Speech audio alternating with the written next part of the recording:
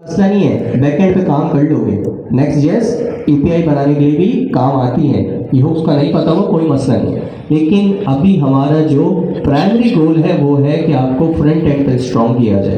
तो अगर आपको यूज इफेक्ट नहीं आता तो आप काफ़ी चीज़ें बहुत ऑप्टिमल वे में कर सकते हैं जो आप नहीं कर पाएंगे, और आप एक अच्छे developer, front end react developer नहीं कहला पाएंगे। तो इस कोड को ज़रा दोबारा देखें, मैं दोबारा वॉक थ्रू कराऊंगा। 3 मिनट है, साथ वाले को समझाएं, यूज इफेक्ट से, साइड इफेक्ट से स्टार्ट करें और फिर इस डेफिनेशन तक आएँ, इस एग्जांपल तक आएँ। फिर मैं सेकंड पैरामीटर डिपेंडेंसी एरे के ऊपर आता हूँ कि वो क्या करता है। अफसोस रहेगा कि टॉपिक बड़े इंपॉर्टेंट है, वही मिस करेंगे और फिर अगली क्लास के अंदर होता है ना कनेक्टिंग डॉट जो होता है, आज की क्लास वो वाली है। अगली क्लास अगर ये कनेक्टिंग डॉट मिसिंग रहा तो फिर बड़ा मुश्किल उनके लिए साबित होगी बात। बट एनीवेज स्टार्ट करते हैं, इंशाल्लाह आप लोग उनकी हेल्प करेंगे। अब तो सीनियर लीडर्स भी हैं, सीनियर स्टूडेंट्स भी हैं, सो इंशाल्लाह वो कर लेंगे उनके लिए भी कुछ ना कुछ। चलो जी, अब अपनी गुफ्तगू, अपनी जो बातें हैं उनको कुछ देर होल्ड कीजिए और यहाँ पे फोकस करें। हमने क्या किया है, हमने वहीं से बात स्टार्ट की थी कि भाई साइड इफेक्ट नाम की कोई चीज़ होती है, क्योंकि मैंने आपको बहुत पहले अपने फर्स्ट क्वार्टर के अंदर बता दिया था कि प्रोग्रामिंग कोई नई चीज़ नहीं है। आपके रियल लाइफ के अंदर जो चीज़ें होती हैं उन्हीं को डिजिटलाइज फॉर्म में ला के रख दिया गया है और वो आप प्रोग्रामिंग के अंदर यूटिलाइज कर रहे होते हैं। जिस तरह आप लोग नाम रखते हैं उस तरह वेरिएबल होता है, जिस तरह आपके पास बहुत सारे फ्रेंड्स होते हैं उनका डेटा आपके जहन में मेंटेन होता है, उसी तरह आपके पास एरे होता है। जिस तरह आप डिफरेंट काम परफॉर्म कर रहे होते हैं उसी तरह आपके पास फंक्शंस होते हैं, आप उनको एग्जीक्यूट करते हैं। तो उसी तरीके से अगर ये साइड इफेक्ट रियल जिंदगी में है तो ऑब्वियसली प्रोग्रामिंग में भी उसका कोई कॉन्सेप्ट होगा। तो वो रिएक्ट के इकोसिस्टम के अंदर आप यूज इफेक्ट की मदद से हैंडल कर सकते हैं, ठीक है। तो बिल्कुल हमने देखा कि कुछ नहीं करना, आपने यूज इफेक्ट एक बना बनाया हुक है, उसको रिएक्ट से इंपोर्ट करना है। जरा ऊपर स्क्रॉल करना, उनको दिखा भी दें कि ये देखें रिएक्ट में से यूज स्टेट भी इंपोर्ट हुआ हुआ है और यूज इफेक्ट भी इंपोर्ट हुआ हुआ है। हमने कोई खुद कस्टमाइज चीज नहीं बनाई, बना बनाया फंक्शन था। और रिएक्ट बोलता है, इसकी डॉक्यूमेंटेशन पढ़ लीजिएगा कि भाई ये एक हायर ऑर्डर फंक्शन है। हायर ऑर्डर फंक्शन है मतलब it aspects a function inside it's parenthesis और पैरामीटर्स, ठीक है। तो उसके राउंड ब्रैकेट्स के अंदर आप एक फंक्शन लिख देंगे। जब भी आपके इस कंपोनेंट, इसका नाम क्या, page.tsx अभी जो है, इसके अंदर जब भी कोई चीज, कोई स्टेट, अब मैं किसी और तरफ जा रहा हूं, जरा फोकस कीजिएगा। जब भी कोई स्टेट अपडेट होगी ये यूज इफेक्ट ट्रिगर होगा, याद रखिएगा। जब भी कोई स्टेट अपडेट होगी ये यूज इफेक्ट ट्रिगर होगा और जो कॉलबैक फंक्शन मैंने इसके अंदर पास किया है ये उसको इन्वोक करेगा। Make sense? तो एक जल्दी सी एक और स्टेट बनाओ और उसको लिखो विटामिन डोज। विटामिन से तो इम्यूनिटी डाउन नहीं होती, ऐसा ही है भाई, विटामिन से तो इम्यूनिटी बेहतर होनी चाहिए। तो जल्दी से विटामिन डोज लिख दो। इट्स विटामिन और विटामिन, विटामिन ब्रिटिश एंड कौन सी होती है, American. I guess there is a difference, it's vitamin और विटामिन। खैर एनीवेज, अब आपके पास क्या आ गया, एक और स्टेट आ गई है जो है विटामिन की डोज या विटामिन की डोज। नीचे आना भाई, एक और बटन बनाना, सही है। और इसके ऊपर लिखना भाई ये विटामिन की डोज को भी लिखो, डोज टेकन विटामिन, हाँ ठीक है। ऐसा करो उसके नीचे लिखो उसके साथ, जैसे ये बटन के साथ साथ है ना, उसको भी बटन के साथ साथ करो, ठीक है। यहाँ पे क्या आ जाएगी आपकी विटामिन डोज, ठीक है। इसके लिए एक और हैंडल क्लिक बनाओ और हैंडल क्लिक को जरा लिख दो, हैंडल विटामिन डोज और हैंडल पैराडोज, ठीक है। मेक इट सेपरेट कंसर्न्स ताकि हम आसानी से चीज़ों को देख सकें। मैंने कुछ नहीं किया, जिस तरह अभी पैनाडोल डोज के लिए एक स्टेट बनाई थी, एक बटन बनाया था, उसको डिस्प्ले किया था, सेम गोज फॉर मैं विटामिन के लिए भी कर रहा हूँ। उसके लिए एक स्टेट बनाई है, उसके लिए एक सेपरेट बटन बनाया है, उसके लिए सेपरेट बटन का इवेंट हैंडलर और इवेंट लिस्टर बनाया है ताकि उसकी अपडेट को लिसन किया जा सके। तो नहीं हैंडल क्लिक के अंदर इसको हैंडल पैनाडोल डोज बना दो, हैंडल पैनाडोल डोज, हाँ, और उसको हैंडल विटामिन डोज, ठीक है। उसके हैंडल क्लिक के ऊपर ये वाला, उसके हैंडल क्लिक के ऊपर वो वाला, नीचे आके कर लो, सही है। यहाँ पे क्या आ जाएगा भाई, पहले वाले पे क्या आ जाएगा, हैंडल पैनाडोल डोज, सही है, और दूसरे वाले पे विटामिन डोज। चलिए यहाँ पे आप थोड़ी देर देखते हैं इसको, क्या पैनाडोल, ठीक है, और यहाँ पे बटन, जरा इनके नीचे ना BR भी लिख दो ताकि बटन नीचे वाली लाइन पे आ जाए दोनों जगह पे, सही, ठीक है। चलो जरा कोड पे आना, दिखाओ ब्राउजर के अंदर क्या चल रहा है। भाई घबरा जाते हैं आप, मैं देख रहा हूँ आपको कभी कभी सर्दी नहीं, मैं बोल रहा सर्दी लग रही है, हाथ क्या कहता है उसको, फ्रीज हो। ये आपके पास पैनाडोल के लिए भी एक डोज का पूरा वही वाला UI आ गया, और उसी तरीके से आपके पास विटामिन का भी आ गया आपके पास UI। अब मैं आपसे एक बात पूछना चाहता हूँ कि इम्यूनिटी गोज डाउन एक्सपेक्टेड कब है, कब डाउन हो, जब मैं क्या खा रहा हूँ, पैनाडोल। जब मैं विटामिन खा रहा हूँ तब इम्यूनिटी डाउन होनी चाहिए, नो भाई, विटामिन का मकसद ही क्या है। तो अब जरा आप पैनाडोल के ऊपर क्लिक करना, ठीक है, सही है, पैनाडोल के ऊपर immunity goes down down down. अब जरा एक दो बार और करो, ठीक है, जितनी बार मैं पैनाडोल ले रहा हूं मेरी इम्यूनिटी नीचे जा रही है। लेकिन अब मैं क्या करता हूं, मैं विटामिन की या विटामिन की गोली खाने लगा हूं, जरा क्लिक करना, ये तो दोबारा 9 था, क्या हो गया, 10 हो गया। समझ रहे बात मेरी कि भाई जब पैनाडोल खा रहा हूं तब तो एक्सपेक्टेड है कि immunity goes down, but when it comes to vitamin मेरी इम्यूनिटी क्यों डाउन हो रही है। This is where use effect second parameter came into the picture. तभी उसको बोलते हैं डिपेंडेंसी एरे, कि मैं इस फला चीज पर डिपेंडेंट हूं, जब ये अपडेट हो तभी ये साइड इफेक्ट ट्रिगर होना चाहिए है। अगर ये पर्टिकुलर डिपेंडेंसी अपडेट नहीं हो रही, इसके अलावा कुछ भी अपडेट हो रहा है, तो मुझे उससे कुछ लेना देना नहीं है। यूज इफेक्ट का अगर आप सेकंड पैरामीटर पास नहीं करते तो आपके कंपोनेंट के अंदर कुछ भी चेंज होगा, कुछ भी, लिटरली कोई भी स्टेट चेंज होगी, आपका यूज इफेक्ट कॉल होगा। लेकिन अभी हमने देखा हमारा ये यूज केस नहीं है, मैं विटामिन की भी डोज ले रहा हूं, उस पर तो मेरी इम्यूनिटी अप होनी चाहिए है, उस पर इम्यूनिटी डाउन क्यों चल रहा है। तो जरा आइएगा पीछे,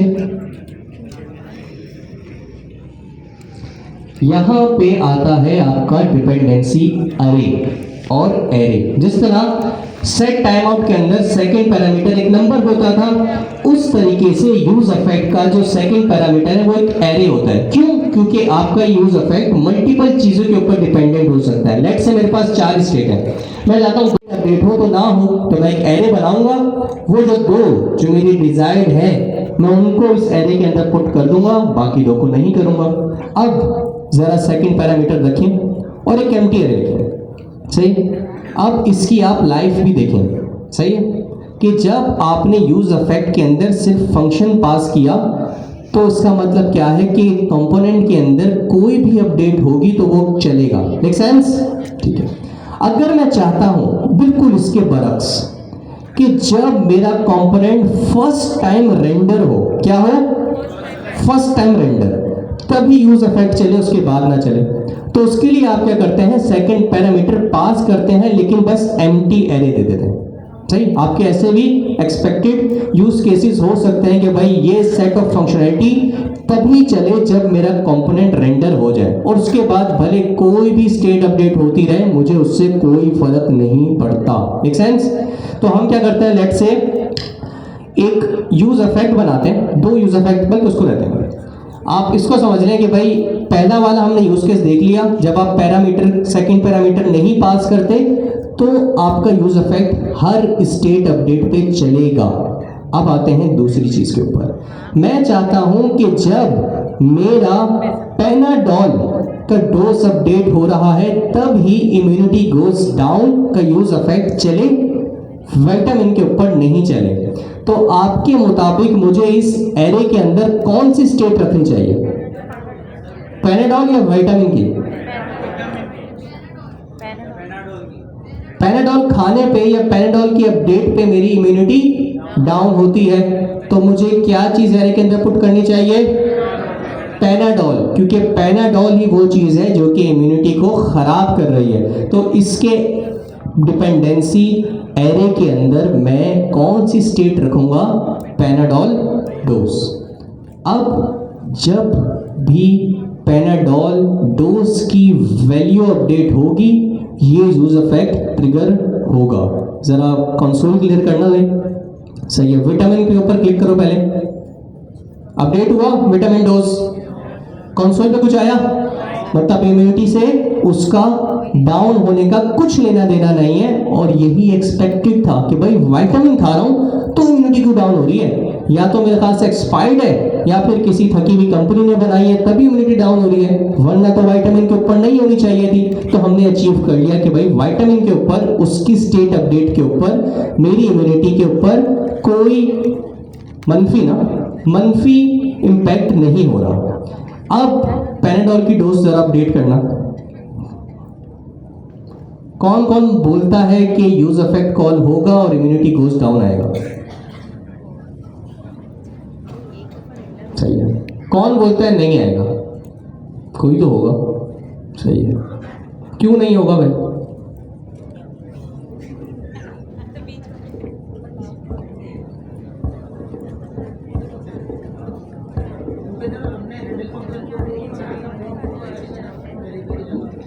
मतलब आप कह रहे हैं कि इम्यूनिटी गोज डाउन नहीं आएगा आपके मुताबिक? जरा पैनाडॉल के ऊपर क्लिक करना, आएगा। जरा अपने तालियां बजाएं भाई, हमने पास किया था, पूरा मकसद ही ये था। जरा कोड के अंदर दोबारा है, ये एरे के अंदर पैनाडॉल डोज दिख रहा है। इट मींस जब भी पैनाडॉल की स्टेट की वैल्यू अपडेट होगी आपका यूज इफेक्ट चलेगा। अब वैसे ही जरा लेट से जो विटामिन की डोज में खा रहा था वो एक्सपायर्ड हो गई है, या किसी गलत कंपनी ने उसके जो पैटर्न थे, जो भी चीज़ें थी वो मिक्सअप कर दी हैं, वो उस तरह काम नहीं कर रही और मेरी इम्यूनिटी गोज डाउन। तो मैं क्या करूँगा? मैं चाहता हूँ मेरी इम्यूनिटी अभी भी जाए डाउन। एरे के अंदर किस तरह की वैल्यूज होती हैं, कॉमा सेपरेटेड। तो जो सेकंड पैरामीटर के अंदर अभी जो सिर्फ एरे के अंदर एक ही वैल्यू बैठी हुई है और उसका नाम क्या है, पैनाडॉल डोज। क्यों ना मैं अपनी सेकंड जो स्टेट है जिसका नाम क्या है, विटामिन डोज, वो भी कॉमा सेपरेट करके पुट कर दूं। जरा लिख दें। अब आपके मुताबिक पैनाडॉल की डोज पे क्या होना चाहिए? एक तो एक्सपेक्टेड आउटपुट है कि भाई मेरा डोज का इंक्रीमेंट होगा, but there is an side effect, ठीक है? वो क्या कहता है, इम्यूनिटी गोज डाउन होगा। सही। अब मैं विटामिन के लिए अगर आपसे पूछूं, अगर मैं वो खा रहा हूं तो क्या होगा, immunity goes down down down. 3 बार है, ठीक है? ऐसा नहीं करें आप, 3 बार लिखा है तो मतलब 3 बार ही डाउन, ठीक है भाई? जरा पैनाडॉल खाओ, आई इम्यूनिटी गोज डाउन। दोबारा पैनाडॉल खाओ, ठीक है? दोबारा इम्यूनिटी गोज डाउन। अब विटामिन खाओ, 5 हो गया, बस that's all there is to it. ये था आपका पूरा use effect and that's it. किसी को कोई सवाल यहां तक तो पूछ सकता है। रियल वर्ल्ड एप्लीकेशंस के अंदर आप इसको बेतहाशा जगहों पे इस्तेमाल कर सकते हैं। लेट्स से थोड़ी मुश्किल चीज़ बताता हूँ जो हम करने जा रहे हैं, बेसिक तो मैं आपको बहुत सारी दे सकता हूँ। लेट्स से आप कहीं से डेटा मंगा रहे हैं, कहीं से मुराद है अभी लिटरली कहीं से भी डेटा मंगा रहे हैं, ठीक है? आपका सिस्टम नहीं है, हाँ लास्ट क्लास में आपने सैनिटी पढ़ा था, ठीक है? अब आपको पता है आपने अपने सिस्टम पर रहते हुए सैनिटी के किसी रिकॉर्ड को अपडेट किया है, क्या किया है? अपडेट। लेकिन आपके पास तो अभी भी पुराना डेटा पड़ा हुआ है। क्यों? क्योंकि आपने इनिशियली डेटा मंगवा लिया था। अब भले आप उसको अपडेट कर रहे हैं, जो दिख रहा है वो अभी भी पुराना है। तो आप क्या कर सकते हैं कि भाई अपडेट कर रहा हूं, वो उसका एक्सपेक्टेड आउटपुट है कि भाई मैं अपडेट कर रहा हूं, but there is an side effect कि भाई जब अपडेट कर लूं तो उसके बाद बिहाइंड द सीन दोबारा जाना और जहां से डेटा लाए थे वहां से दोबारा लेके आना, ताकि डिस्प्ले भी कर दूं अपडेटेड डेटा। सही है? ऊपर से बताया, छोटी बेसिक बहुत सारी एग्जांपल दे सकता था, लेकिन ये मुश्किल इसीलिए दी है क्योंकि हम इस तरफ जा रहे हैं, हम कहीं से डेटा लाने की तरफ जा रहे हैं। एनीवेज, ये था आपका यूज अफेक्ट। अब बीच में मैंने एक पॉइंट पे रोक दिया था कि अभी नहीं, बाद में। वो क्या था कि भाई एक चीज देख ली, डिपेंडेंसी एरे नहीं दिया तो हर बारी कोई भी चीज अपडेट होगी तो यूज अफेक्ट चलेगा। दूसरी चीज देख ली कि भाई एरे दिया और उसके अंदर वैल्यू भी पास कर दी, इसका मतलब कि जो दी हुई वैल्यू या दी हुई स्टेट की वैल्यू अपडेट होगी तभी आपका यूज अफेक्ट चलेगा। अब तीसरी चीज आती है कि यार मैं एरे दे देता हूं लेकिन उसको एम्प्टी रखता हूं, उसके अंदर कोई वैल्यू पास नहीं करता। ठीक है, हो सकता है ना भाई, ऐसा भी मुमकिन है। तो जरा देखते हैं अगर मैं कुछ इस तरह का कर रहा हूं तो एक्सपेक्टेड क्या होगा, किस तरह की चीज मिलेगी। तो इसके लिए मैं इस वाले यूज इफेक्ट को रहने दो, आप इस तरह कंट्रोल Z कर दो। सही है, तो वाला use effect tata bye bye हो गया। अगर मैं चाहता हूं कि यार मैं जब भी मेरा कंपोनेंट रेंडर हो ब्राउजर के अंदर क्या हो, तो मेरे कंपोनेंट का जो कलर है या पूरे जो डॉक्यूमेंट का कलर है वो रेड हो जाए। सही है, वो क्या हो जाए? रेड। अब लेट से खुद अपने जहन को दौड़ाएं, मैंने एक बार अपने पूरे डॉक्यूमेंट या अपनी पूरी बॉडी को रेड कर दिया। क्या कर दिया? रेड कर दिया। क्या कोई स्टेट अपडेट होगी तो मुझे दोबारा डॉक्यूमेंट को रेड करने की जरूरत है? बोलो भाई, डज इट मेक सेंस? अगर मैंने लेट से किसी चीज को कोई कलर दे दिया है, अगर मैं कोई चीज अब किसी और चीज के अपडेट पे दोबारा उसको वही कलर दे रहा हूं तो मैं ऑप्टिमल वे नहीं इस्तेमाल कर रहा। जब एक चीज हो गई है तो मैं उसको दोबारा बार बार अपडेट क्यों कर रहा हूं? तो ये मुझे बस फर्स्ट टाइम चाहिए। तो जरा एक और यूज इफेक्ट बनाएं। अच्छा, जाते जाते एक और मजे की बात, आप जितने यूज इफेक्ट चाहें बना सकते हैं। जिस तरह जितने भी यूज स्टेट चाहते हैं, जितने भी स्टेट मेंटेन करना चाहते हैं कंपोनेंट के अंदर कर सकते हैं। जरा स्क्रॉल करना ऊपर, जैसे आप देखें एक स्टेट मेंटेन हो रही है पैनाडोल डोज और दूसरी स्टेट मेंटेन हो रही है विटामिन डोज। जरा ऐसा करो वो पुराना यूज इफेक्ट भी रहने दो ताकि इनको प्रैक्टिकली दिखा भी सकें। हाँ सही, इसके अंदर डिपेंडेंसी भी रहने दो। ये वाला हमने यूज केस देख लिया, जब डिपेंडेंसी एरे नहीं पास करते हर स्टेट अपडेट पे चलेगा। और इसमें सब विटामिन हटा दो, अब मैं दोबारा अच्छी कंपनी की विटामिन खा रहा हूँ। ठीक है, सही है। अब आपको दिखाने के लिए कि आप मल्टीपल यूज इफेक्ट एक ही कंपोनेंट के अंदर बना सकते हैं, हम भी यही करते हैं। और यूज केस क्या है कि भाई जब मेरा कंपोनेंट रेंडर हो जाए तो मेरे डॉक्यूमेंट का कलर क्या हो जाए? रेड हो जाए। ठीक है, सर नीचे आना, यहाँ पे एक और यूज इफेक्ट बनाओ। अब एक मिनट मैं किसी से पूछूंगा। मेरे प्यारे भाई, आपने कैप पहनी हुई, हाँ आप खड़े हो जाओ। आपका नाम? हमाद भाई, जबरदस्त। यार मुझे एक और यूज इफेक्ट बनाना है, कैसे बनाओ? क्या सिंटेक्स है जरा बताओ, ऊपर कहीं पॉइंट नहीं करना, खुद बताओ आप, हम लिख रहे हैं। यूज इफेक्ट लिखो भाई, ई स्मॉल, ई स्मॉल, यूज इफेक्ट का ई स्मॉल कैपिटल। कौन कौन बोलता है भाई कैपिटल होगा? मजे का सवाल, अगर मैं स्मॉल कर दूं तो चल जाएगा नहीं चलेगा? कौन कौन बोलता है चल जाएगा? फिर भी बोलो भाई, मुझे पता भी काफी बीच वाले खड़े हो, मतलब बीच वाले होंगे जो ना इधर के होंगे ना उधर के होंगे। प्रोग्रामिंग यूज कर रहे हो मेरे प्यारे दोस्तों, केस सेंसिटिव, केस सेंसिटिविटी पढ़ी थी आपने। ठीक है, चलो तो एरर वैसे भी मिल रहा है, E should be capital, E capital कर दो भाई।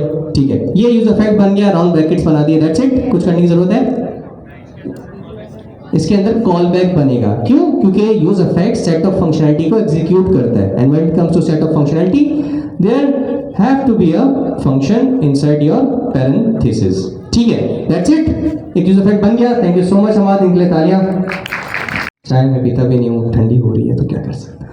ठीक है, तो ये आपके पास यूज इफेक्ट एक आ गया है।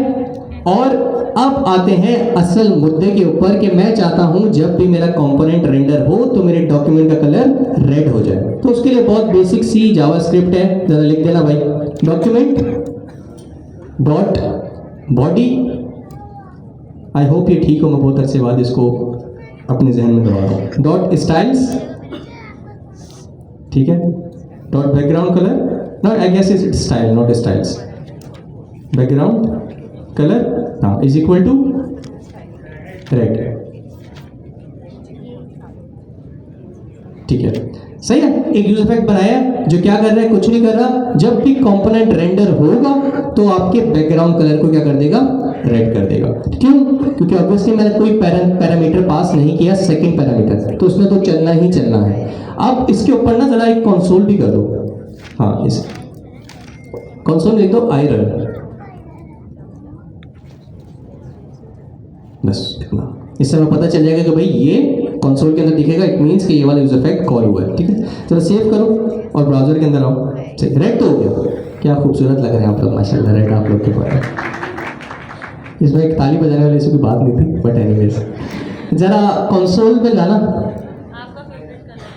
नहीं, मेरा फेवरेट कलर नहीं, लेकिन मुझे अच्छा लगता है क्लास के अंदर ना रेड, येलो, ग्रीन इस्तेमाल करना। ठीक है, तो आप देख सकते हैं आयरन 2 बार चला है। एंड हमको पता है कि भाई 2 बार क्यों चला है। टेक्निकली एक ही बार रन हुआ है क्योंकि हम डेव एनवायरनमेंट के अंदर है, तो ये 2 बार चलता है। ठीक है, तो अब मसले की बात यह है, मेरा एक्सपेक्टेड काम हो गया है, मेरा कंपोनेंट रेंडर हुआ, मेरा बैकग्राउंड कलर रेड हो गया है।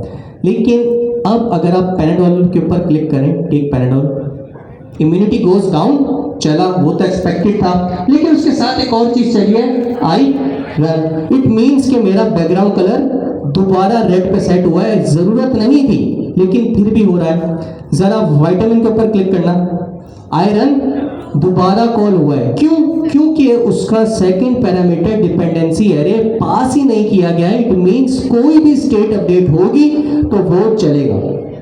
अब यहां पे बहस करते हैं कि भाई सही है, कोई भी स्टेट अपडेट हो तो नहीं चले, लेकिन फिर कौन सी स्टेट अपडेट हो तो ये चले। क्या विटामिन अपडेट होने पे मेरा कलर रेड होना चाहिए? नहीं। क्या पैनाडोल के डोज अपडेट होने पे मेरा कलर रेड होना चाहिए? नहीं। ये इन दोनों से बरुज़िम्मा है, इसको बस फर्स्ट टाइम कलर अपडेट करना चाहिए है, उसके बाद इसको किसी भी स्टेट की अपडेट को खातिर में नहीं लेके आना चाहिए। तो this is where empty array came into the picture. आप डिपेंडेंसी एरे तो देते हैं, लेकिन उस डिपेंडेंसी एरे के अंदर कोई वैल्यू पास नहीं करते। It means first time render हो, उसके बाद कंपोनेंट के अंदर कोई भी हिलजुल होती रहे, कोई भी स्टेट अपडेट होती रहे, तो मैं उससे कोई फर्क नहीं पड़ना चाहिए। तो अब जरा एम्प्टी एरे देना, सही, एम्प्टी एरे दे दिया, सही। अब जरा कंपोनेंट को दोबारा रिलोड करें। फर्स्ट टाइम पहले व्हाइट था, कंपोनेंट रेंडर हुआ, रेड हो गया। आयरन 2 बार चला, हमें पता है 1 बार चला है। जरा कंसोल क्लियर करें। ठीक है, पैनाडोल इम्यूनिटी चला, क्या आयरन चला? एक्सपेक्टेड था, यही होना चाहिए था, सही है। पैनाडोल विटामिन के ऊपर करें आप, इम्यूनिटी चला, नहीं चला। क्यों नहीं चलना चाहिए था? डिपेंडेंसी एरे के अंदर मौजूद नहीं था। सेम गोज फॉर आयरन, मतलब बैकग्राउंड कलर भी नहीं चला क्योंकि नहीं चलना चाहिए था, उसके डिपेंडेंसी एरे के अंदर कोई वैल्यू नहीं थी। इट मींस उसको बस फर्स्ट टाइम ही चलना था, उसके बाद उसको कतई नहीं चलना था। Does it make sense? Sir आप दोबारा ब्राउजर उसके अंदर कोड के अंदर आए। You have 3 minutes to understand this code. I hope आप अंडरस्टैंड कर चुके होंगे, लेकिन जरा साथ वाले को बताएं या साथ वाले से समझें कि क्या हुआ है, किस किस पॉइंट पे आप यूज इफेक्ट यूज कर सकते हैं। कब आपने सेकंड पैरामीटर पास नहीं करना, कब आपने सेकंड पैरामीटर एम्प्टी पास करना है एरे, और कब आपने सेकंड पैरामीटर के एरे के अंदर वैल्यूज भी पास करनी है। That's all. दो चीजें इन टोटल, ठीक है, 2 चीजें इन टोटल लिख लेना। अगली क्लास के अंदर ट्रस्ट मी मैं आधी क्लास भी इस पे स्पेंड करनी पड़ी मैं कर। एक चीज़ ये है, ज़रा ब्राउज़र के अंदर आइएगा और दोबारा कोड में जाएं। आप देख रहे हैं कि ये जो आपके पास ये अच्छा दूसरा जो यूज़ इफेक्ट है इसको कमिट आउट कर दो। Let's make it simple. ठीक है, आपके पास एक यूज़ इफेक्ट है, ठीक है, जिसके अंदर लिखा हुआ है immunity goes down down down. इसके सेकंड पैरामीटर जो कि एक डिपेंडेंसी एरे होता है वो भी मैंने पास कर दिया है, और इसके अंदर क्या लिखा हुआ है, पैनाडोल डोज। Make sense? तो टेक्निकली होना क्या चाहिए है कि जब भी मेरी पैनाडोल डोज जो स्टेट है उसकी वैल्यू अपडेट हो तो ये यूज इफेक्ट चले। But here is the thing, वो क्या है, जरा ब्राउजर में आना, क्लियर करना कंसोल, और कंसोल पे जाके ना क्लिक करें और ज़रा कंट्रोल प्लस करें यहाँ पे। इधर आपने एक चीज़ देखिएगा, जरा आप एप्लीकेशन रीलोड करें। इस पॉइंट पे मैंने पैनाडोल की डोज अपडेट की थी, बोलो भाई, ये कंसोल पे immunity goes down down down क्यों आ रहा है? तो फिर एक बार आ जाए, लेकिन एक बार भी क्यों आए? समझ रहे बात मेरी? मैं क्या कहना और क्या आपसे पूछना, और मैं चाह रहा हूँ आप इस चीज़ को देख के आए। ये चीज़ समझ आ गई, मैं इसको समझा सकता हूँ 5, 10, 15 मिनट के अंदर। बट अगर ये आपने थोड़ा सा टाइम स्पेंड करके खुद अपनी एफर्ट के साथ सीख लिया ना, ट्रस्ट मी वारे नहीं आ रहे, यूज इफेक्ट का मामला ही तमाम हो जाएगा कि भाई क्या है। ठीक है, एक चीज़ ये हो गई कि भाई डिपेंडेंसी एरे के अंदर पैनाडोल पास की हुई थी, पैनाडोल अपडेट नहीं की, अपनी इनिशियल वैल्यू के साथ रेंडर हुआ है, तो फिर इम्यूनिटी गोज डाउन डाउन क्यों?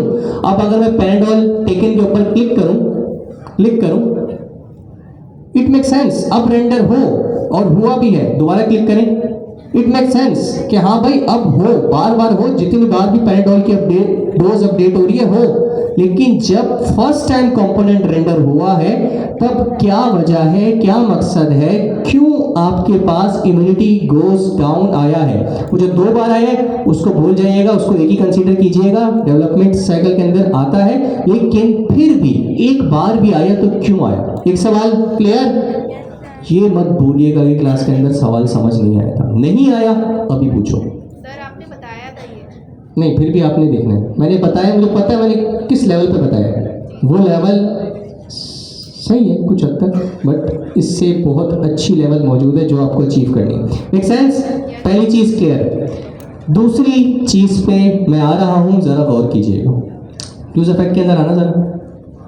ठीक है, ऐसा करो, ये जो कंसोल डॉट लॉग के अंदर इम्यूनिटी गोज डाउन है ना, यही ऊपर एक लाइन ऊपर यहाँ पे लिख दो सेट पैनाडोल डोज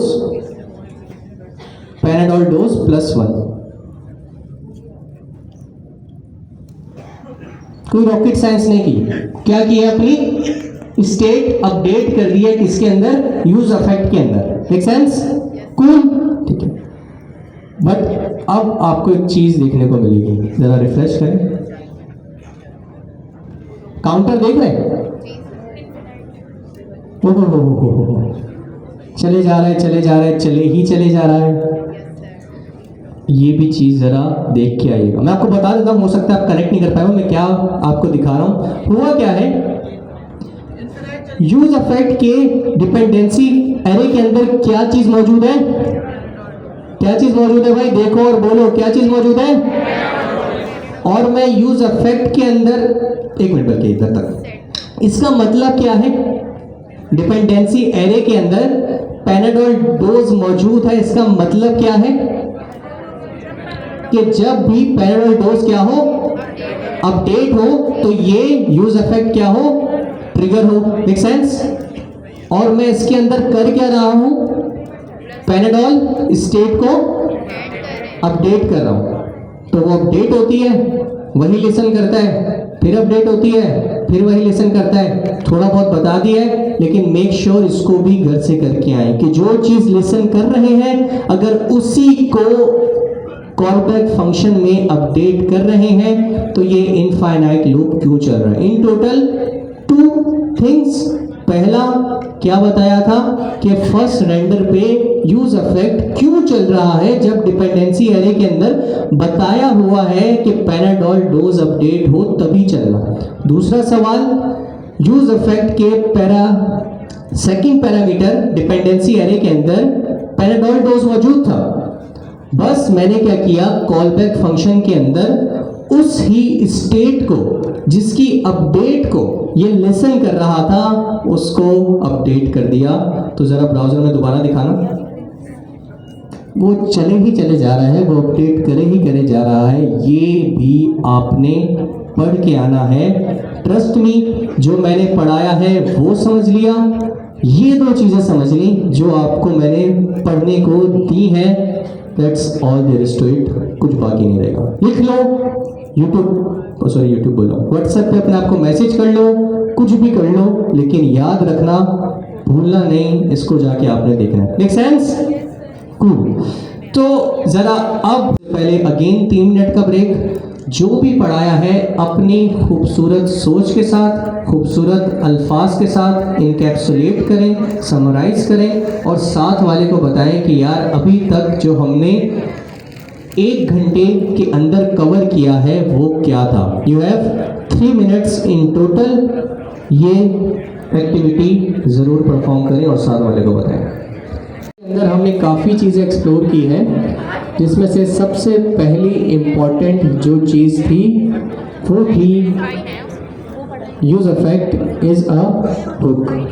ठीक है, और उससे भी पहले अगर मैं आपको लेके जाऊं तो हमने पढ़ा था कि भाई साइड इफेक्ट नामी एक चीज़ होती है। जब भी आप कोई चीज़ कर रहे होते हैं, अब वो भले एक्शन हो या इस तरफ जाऊं खाने पीने पे अगर हो, स्पेसिफिकली हमने मेडिसिन की बात की। तो let's take an example of Panadol, जिसके अंदर हुआ क्या था कि आप जब पैनाडोल खाते हैं तो उसका एक इम्पैक्ट होता है पॉजिटिव, जो आपको राइट अवे दिखता है। सर में दर्द है, बॉडी में कहीं भी दर्द है, right away with in few minutes वो ख़त्म हो जाता है।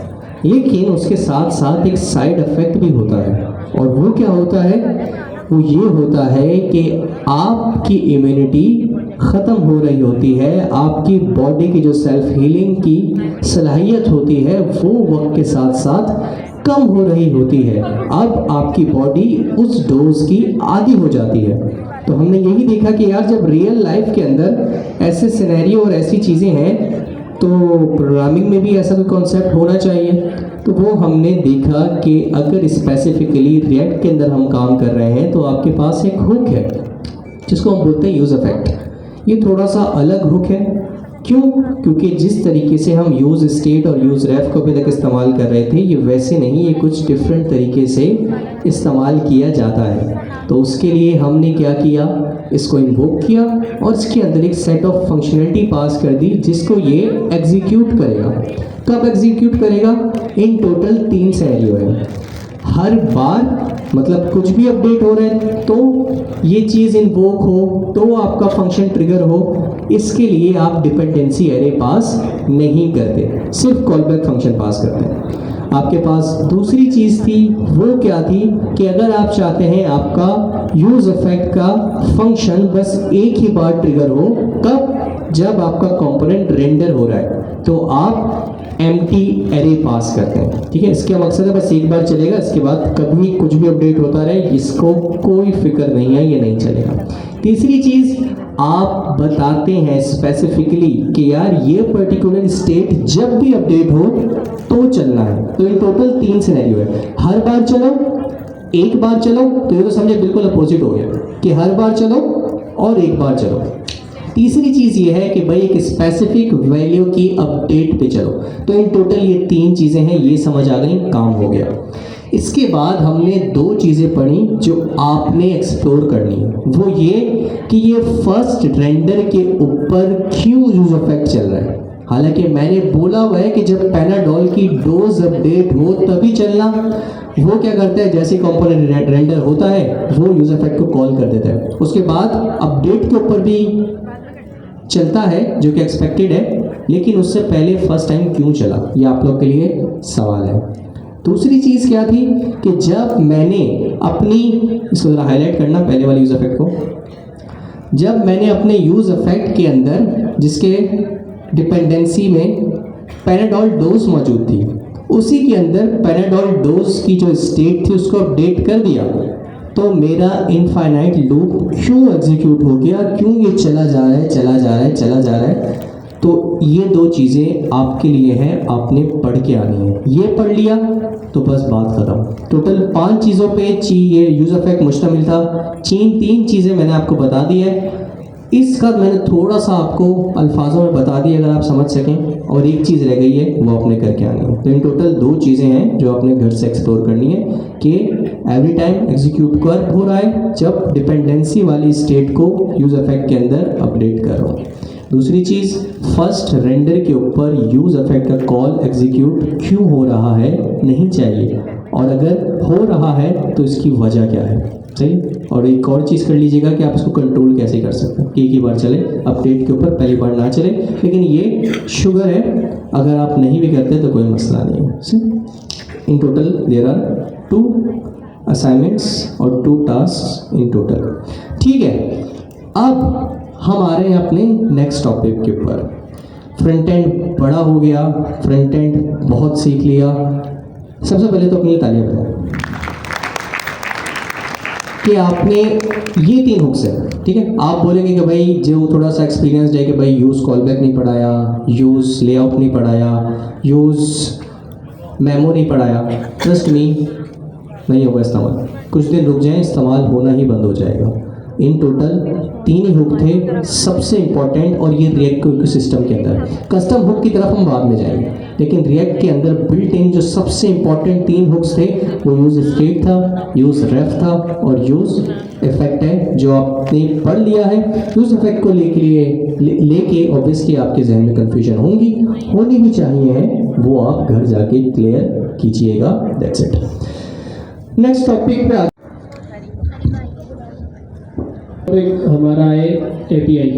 किस किस ने नाम सुना है? क्या बात है भाई, पहले से आप लोग तैयारी करके आए क्या? सिर्फ नाम ही पता है कि काम भी पता है? काम पता है? नहीं पता, ठीक है पढ़ लेंगे। अच्छा, एपीआई का मतलब होता है एप्लीकेशन प्रोग्रामिंग इंटरफेस।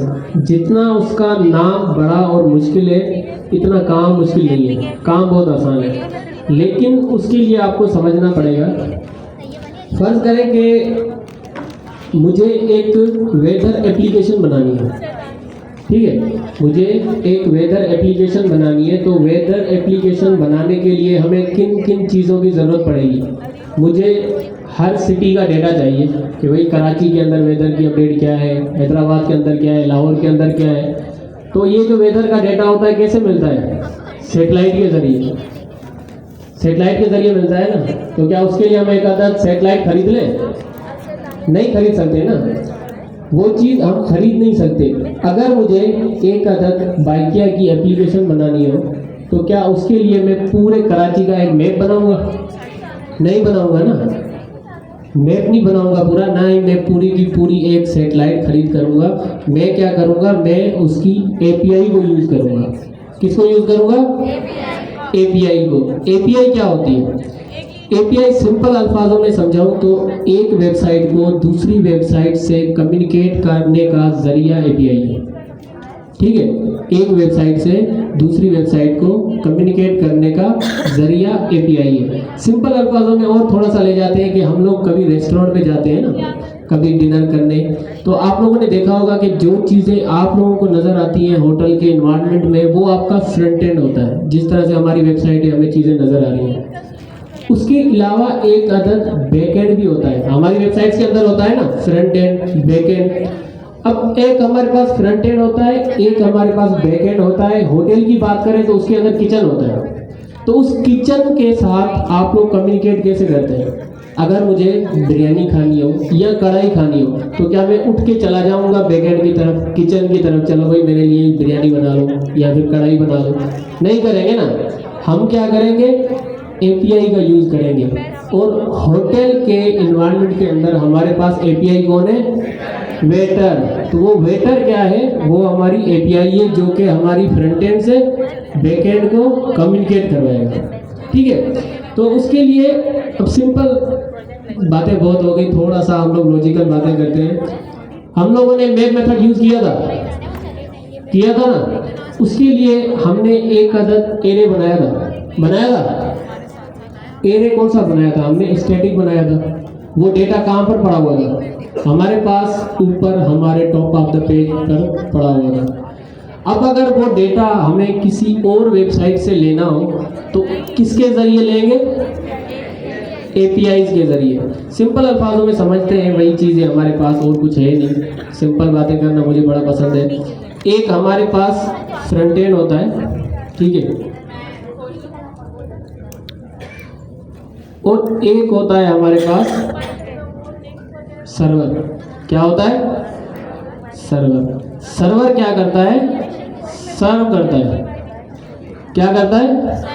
सर्व करता है। सर्वर के अंदर हमारी एपीआईज आती हैं। और एक हमारे पास होता है डेटाबेस। ठीक है, एक हमारे पास होता है डेटाबेस। अभी तक जो चीज़ें हमने पढ़ी वो सारी की सारी हमारे फ्रंट एंड के अंदर आती हैं। अभी कुछ और चीज़ें पढ़ रहे हैं जो कि फ्रंट एंड के अंदर आती हैं, लेकिन हम लोगों के पास पूरी एक फुल स्टैक वेबसाइट बनाने के लिए हमारे पास होता है फ्रंट एंड, सर्वर और डेटाबेस। जब भी यूज़र को कम्युनिकेट करना होगा, इंटरेक्शन करनी होगी वेबसाइट के अंदर, जो चीज़ें उसको नज़र आ रही हैं, जो वो बटन की क्लिक पर कर पा रहा है, वो सारा का सारा फ्रंट एंड है।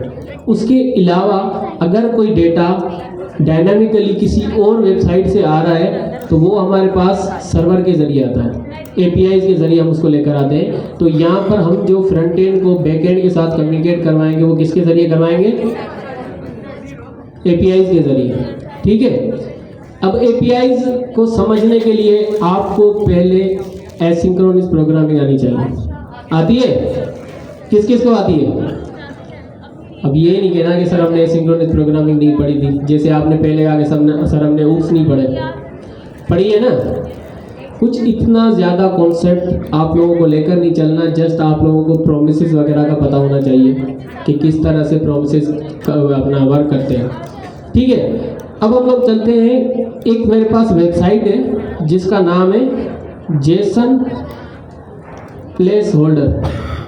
ठीक है, ये एक वेबसाइट है जिसका नाम है जेसन प्लेस होल्डर। अब अगर इस वेबसाइट पर आकर थोड़ा सा आप नीचे जाएं, इस वेबसाइट पे हमें मुख्तलिफ एपीआईज मिलती हैं। क्या मिलती हैं? एपीआईज।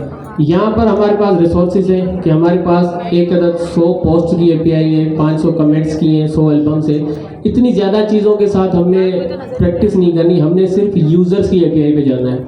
और यूज़र्स की एपीआई पर आए हैं तो आप सिर्फ एक नज़र दौड़ाएं तो हमारे पास एक अदद एरे है और उसके अंदर कुछ ऑब्जेक्ट्स बने हुए हैं, कुछ अपना नेस्टेड ऑब्जेक्ट्स भी बने हुए हैं। लेकिन ये सेम डेटा जब हमने मैप मेथड पढ़ा था तो हमने ये डेटा बनाया था ना। तो ये डेटा हमारे पास कहाँ पर पड़ा हुआ है? जेसन प्लेस होल्डर की वेबसाइट में। और ये हमारा अपना प्रोजेक्ट है जो कि हमारे पास चल रहा है। अब ये एक अलग चीज़ है, ये एक अलग है। दोनों चीज़ों के दरमियान में हमने कम्युनिकेट करवाना है। और ये जो डेटा हमारे पास यहाँ पर पड़ा हुआ है, इस डेटा को हमने अपने लोकल वेबसाइट पर अपनी लोकली वेबसाइट पर लेकर आना है, जो कि लोकली रन कर रही है हमारे डिवाइस के अंदर। ठीक है, उसके लिए क्या करना पड़ेगा? अब सबसे पहले तो हमें एक आदत फंक्शन बनाना पड़ेगा। क्या बनाना पड़ेगा? फंक्शन। कोई नाम सजेस्ट कर सकते हैं जिन्होंने पढ़ी हो? नहीं?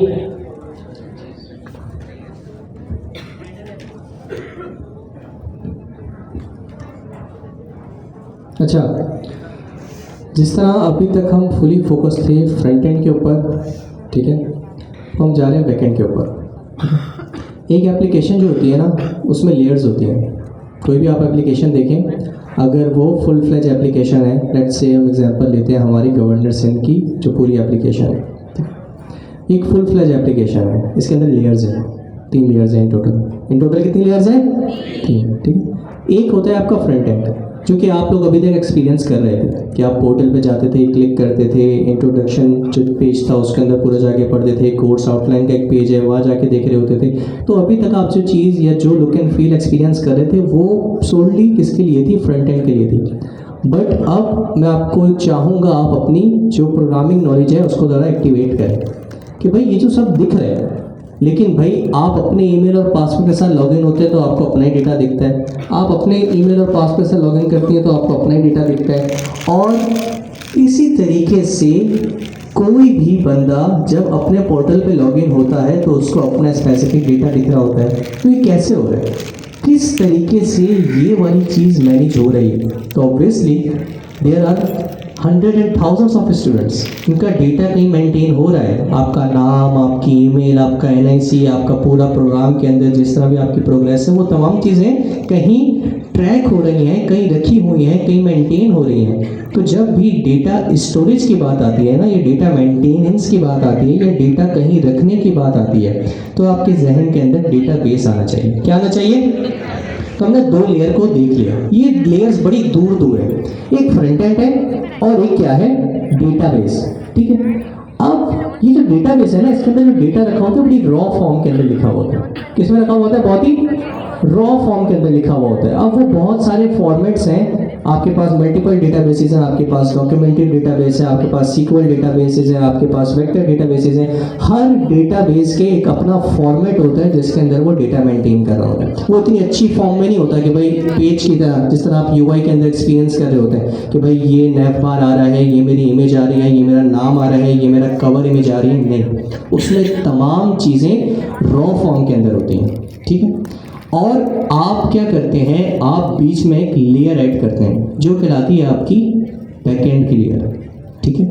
अब ये बैकएंड की लेयर आपके डेटाबेस के साथ कम्युनिकेट करती है, वहाँ से डेटा लाती है। अब क्योंकि वो रॉ फॉर्म के अंदर है, हो सकता है उसके ऊपर कुछ प्रोसेस करना हो, कुछ सेट ऑफ फंक्शनलिटी एग्जीक्यूट करनी हो, कोई चीज़ें परफॉर्म करनी होती है। तो ये इंटरमीडियरी जो है ना, ये जो बैकएंड है, ये बेसिकली वो तमाम काम परफॉर्म कर रही होती है और उसको उस फॉर्मेट में लेके आती है, उस डिजायर सिंटेक्स के अंदर लेके आती है जो फ्रंट एंड कंज्यूम कर सके। Make sense?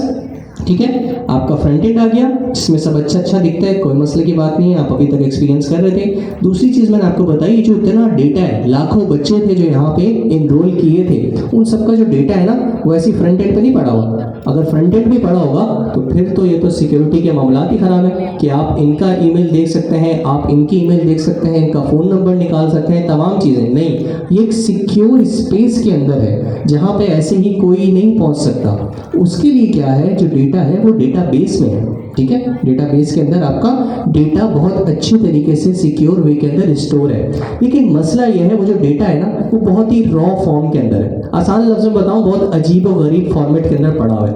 अगर मैं आपको वो राइट अवे दिखा दूं तो आप बोलेंगे यार ये क्या है। ये चले, आप तो माशाल्लाह टेक्निकल हैं, हो सकता है समझ जाए। किसी ऐसी, अगर आप अपने आप को 1 साल पीछे ले जाएं और अगर आपको मैं वो डेटा दिखाऊं, बोलेंगे यार ये क्या है, क्योंकि हम आगे हैं UI के, हम हैं ग्राफिकल यूजर इंटरफेस के। तो अब डेटा यहाँ पे पड़ा हुआ है, यूजर ने जो यूज करना है फ्रंट एंड वो यहाँ पे है, तो इन दोनों के बीच के अंदर कम्युनिकेशन या रिलेशन कैसे बनाया जाए, तो उसके लिए आपके पास एक और लेयर आती है जो बैकएंड होता है।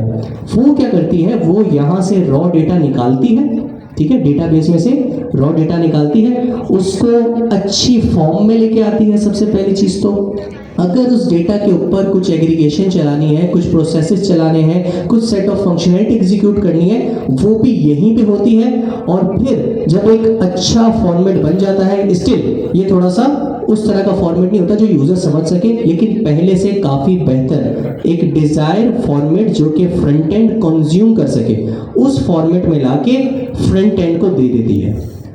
अब ये जो दे देती है ना, ये कैसे दे देती है, कोई बंदा थोड़ी है कि भाई मैं हूं बैकएंड, ये है फ्रंट एंड, ये ले भाई डेटा, ऐसा तो कुछ नहीं होता।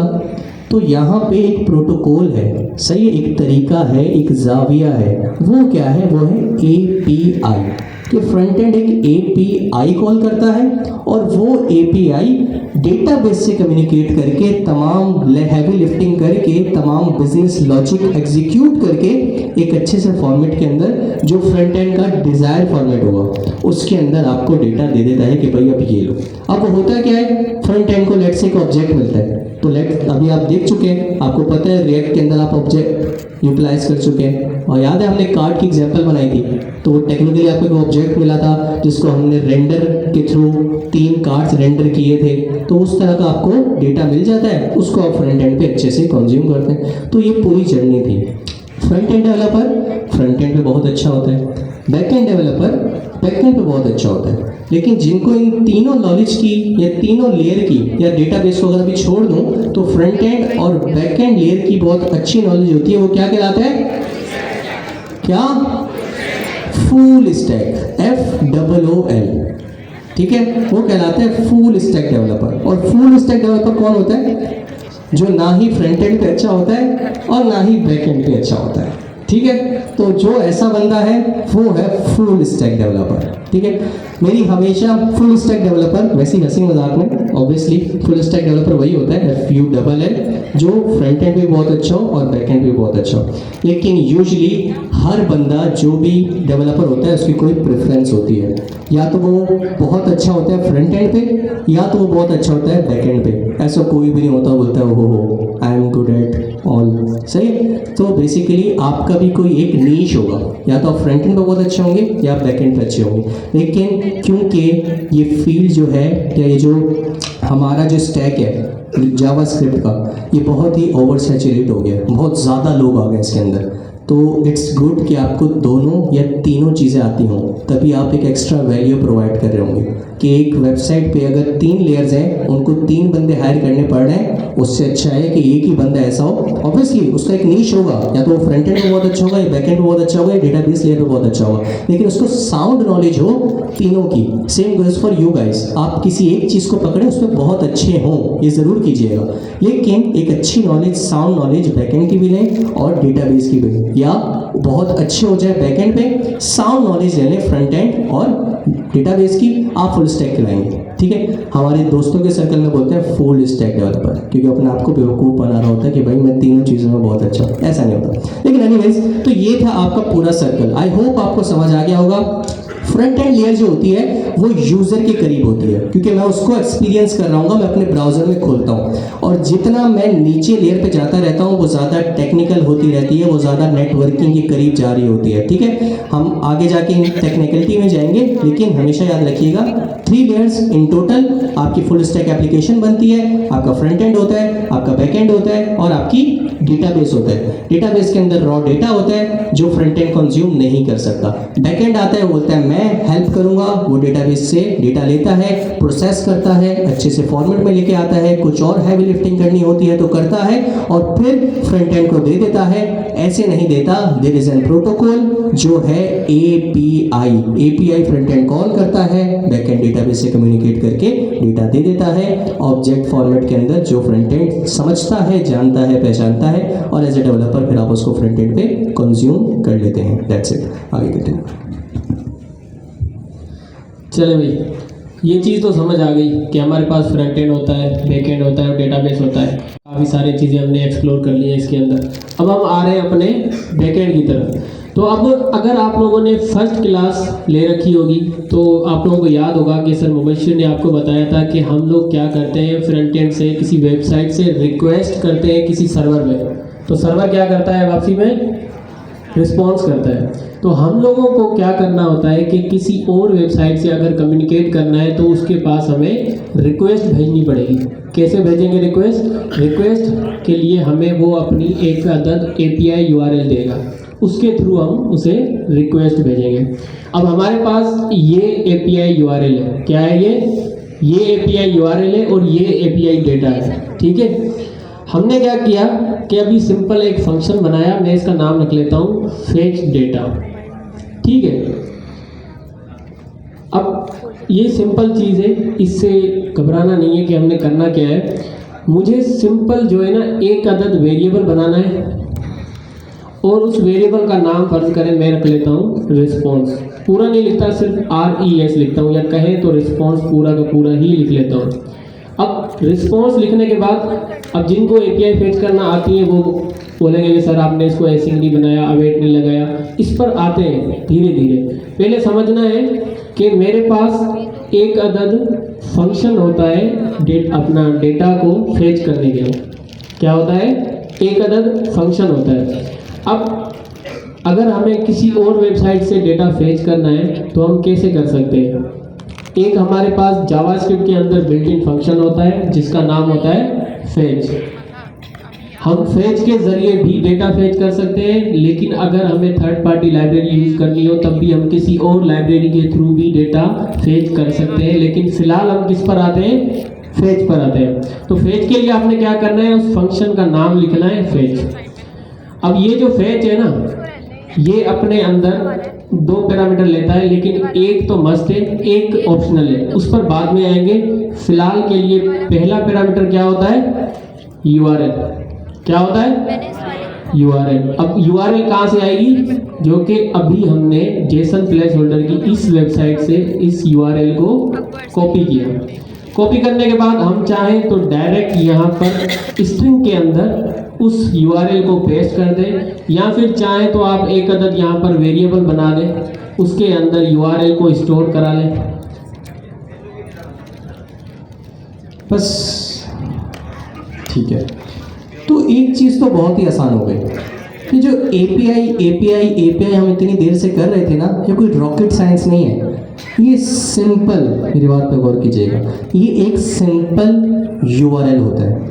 ठीक है, जिस तरह आप www.google.com लिखते हैं, जिस तरह आप facebook.com लिखते हैं, लेकिन उस पर क्या होता है, उन URL के ऊपर एक फ्रंट एंड होस्ट हुआ हुआ होता है जो आपके सामने आके डिस्प्ले हो जाता है। लेकिन इसी तरीके से रॉ डेटा अगर मुझे कहीं पे देना है, उसकी डिलीवरी मुमकिन बनानी है, तो उसके लिए भी कोई और रॉकेट साइंस नहीं होती, कोई और प्रोटोकॉल नहीं होता। उसके लिए भी आपको एक URL ही मिलता है। URL क्या? https://something.com something, इस तरह का आपको URL मिलता है। अगर मैं आपको यहाँ पे दिखाऊं तो ये भी एक URL है जो कि जेसन प्लेस होल्डर की वेबसाइट है, जिन्होंने रॉ डेटा रखा हुआ है अपने पास। ठीक है, अगर मैं उसको कंज्यूम करना चाहता हूँ तो मैं कैसे करूँ? वो बोलेंगे कि यार तुमने कुछ नहीं करना, एक URL दे रहा हूँ, इसको अपने फ्रंट एंड पे कॉल कर लेना, और जब कॉल कर लोगे तो मैं तुम्हें इसके अगेंस्ट मैंने कुछ डेटा रखा हुआ है, जिस तरह वही एग्जांपल के फ्रंट एंड के एग्जांपल में आपके पास एक UI अच्छे से रेंडर हो जाती है, जैसे facebook.com है, लेकिन ये इस तरह की UI नहीं है, ये एक रॉ डेटा है। जरा दिखाना रॉ डेटा, वो जो पहले दिखा रहा है, ये देखें। अगर मैं इसको ऐसी ब्राउजर में हिट कर दूँ ना, ये वही URL है जो भी मैंने आपको दिखाया था, ये मैंने अंदर अपने सर्च बार के अंदर लिख दिया है। अभी जब मैंने इसको हिट किया तो आप देखिए मेरे पास क्या है, array of object object object object. अब ये अगर मैं किसी नॉन टेक्निकल बंदे को दे दूं और बोलूं समझ भाई तेरा ही डेटा है, वो क्या बोलेगा? बोलेगा ये किस तरह दिखा रहे हो? तो बेसिकली डेटा ऐसे ही होता है। आप एज अ फ्रंट एंड, अब ये जिसने बनाया है ना, वो बैक एंड डेवलपर था, ठीक है, उसने बना के दे दिया।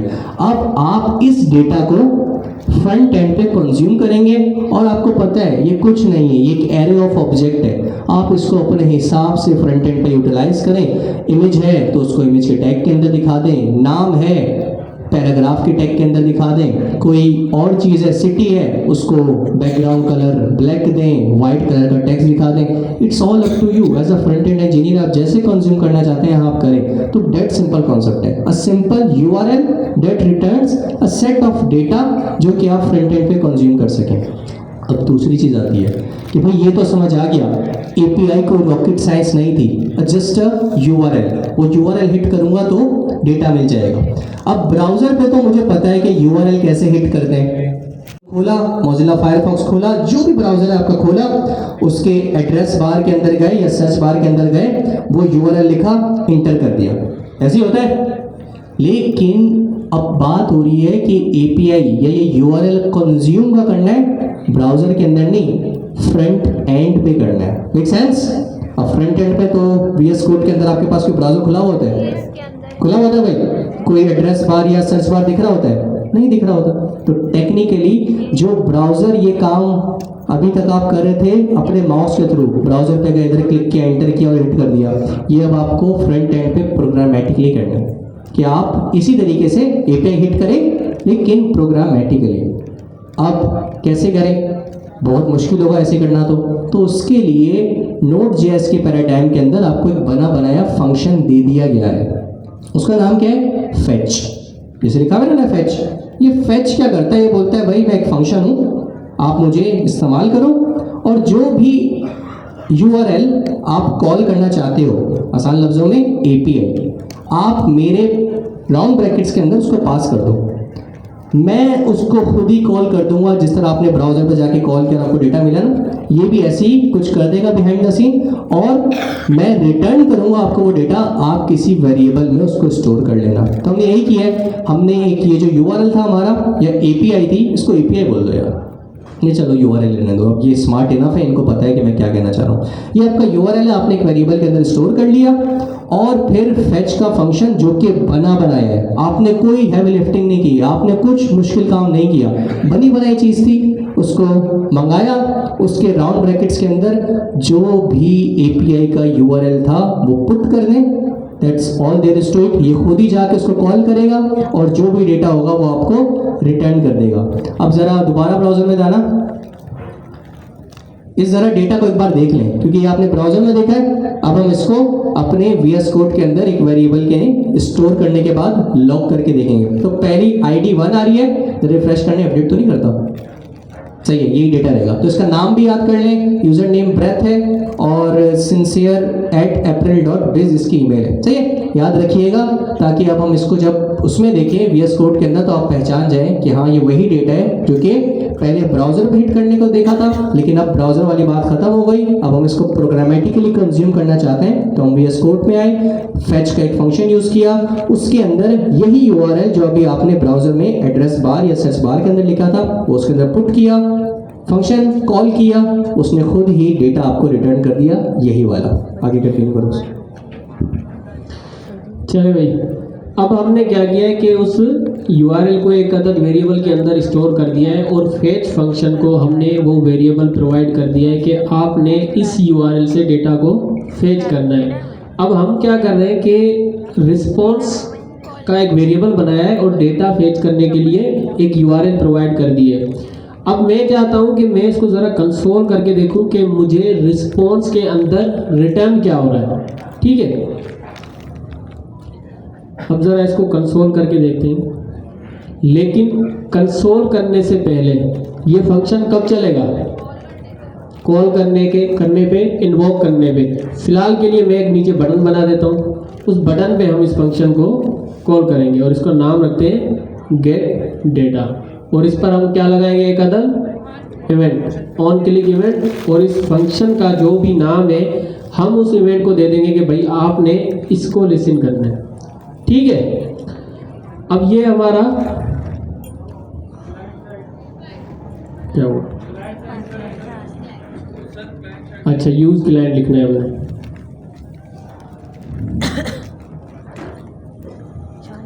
ठीक है, तो ये वेरिएबल आपको, सॉरी ये बटन आप लोगों को नजर आ रहा है, ठीक है। अब जरा मैं कंसोल को ओपन करता हूँ और कंसोल में जाके इसको रिफ्रेश मार के इस बटन को अगर मैं हिट करता हूँ तो मुझे क्या रिसीव हो रहा है? एक अदद प्रॉमिस। क्या रिटर्न हो रहा है? प्रॉमिस रिटर्न हो रहा है। और प्रॉमिस की स्टेट क्या है? पेंडिंग है। तो आप लोगों ने एसिंक्रोनस पढ़ी रखी है? पढ़ रखी है। इसके लिए हमें अवेट लगाना पड़ेगा, लेकिन प्रॉमिस को समझ लेते हैं कि हम लोग जो प्रोग्रामिंग करते हैं नॉर्मली जो हो रही थी, इससे पहले वो क्या हो रही थी? सिंक्रोनस। उसमें क्या होता है कि कोड हमारा क्या चलता है? लाइन बाय लाइन चल रहा है। लेकिन अगर हमारे पास कोई ऐसा टास्क आ जाए जो कि टाइम ले रहा है, ठीक है, जो कि हमारे पास टाइम ले रहा है, तो टाइम किस चीज़ का ले रहा है पहले यहाँ पर समझ लेते हैं। लास्ट क्लास में आप लोगों ने बड़ा पढ़ा था प्रॉमिस को, लेकिन हमने ये चीज़ नहीं पढ़ी थी। अब टाइम कौन सा ले रहा है? फ्रंट एंड से बैक एंड तक रिक्वेस्ट जा रही है, वहां से रिस्पॉन्स आ रहा है, उसके दरमियान में उसके आने जाने में जो टाइम लग रहा है वो टाइम है जिसकी हम लोग लास्ट क्वार्टर के अंदर बात कर रहे थे। सही है, फ्रंट एंड से रिक्वेस्ट गई, वहां से रिस्पॉन्स आ रहा है। ये तो बहुत मिली सेकेंड्स के अंदर होता है, लेकिन ये होता है, इसके अंदर टाइम लगता है। और प्रॉमिस की कितनी स्टेट होती है? 3 होती है ना, 3 स्टेट होती है। एक होती है पेंडिंग, दूसरी होती है रिजॉल्व और तीसरी होती है रिजेक्ट। अब हमने एक रिक्वेस्ट की है सर्वर के पास। अब वो सर्वर पर रिक्वेस्ट पहुंचेगी, वो अगर हमें डेटा भेजता है तो क्या हो जाएगा? प्रॉमिस रिजॉल्व हो जाएगा। नहीं भेजता, कोई नेटवर्क एरर आ जाता है तो वो क्या होगा? प्रॉमिस रिजेक्ट हो जाएगा। और पेंडिंग की सूरत में होगा कि वो रिक्वेस्ट गई है, अभी तक वापस नहीं आई, हमें हमारा आंसर नहीं मिला, तो उसकी स्टेट क्या होगी? पेंडिंग। और यहाँ पर पेंडिंग का क्या मतलब है कि हमें अभी तक वहां से रिस्पॉन्स नहीं पहुंचा। अब नहीं पहुंचा का मतलब क्या है? जैसे मैंने बताया कि हमारी जो जावास्क्रिप्ट है वो सिंक्रोनसली वर्क करती है बाय डिफॉल्ट। ठीक है, उसने क्या किया? इस फंक्शन को एग्जीक्यूट किया। सबसे पहले उसने इस लाइन को एग्जीक्यूट किया होगा, उसने देखा कि भाई ये क्या कर रही है, एक प्रॉमिस ये यूआरएल है, इसने उसको एग्जीक्यूट किया, फिर वो आया इस रिस्पॉन्स वाले वेरिएबल पे। उसने देखा यहाँ पर एक फेच नाम का फंक्शन है जो कि यूआरएल से डेटा की रिक्वेस्ट कर रहा है, लेकिन रिक्वेस्ट गई हुई है।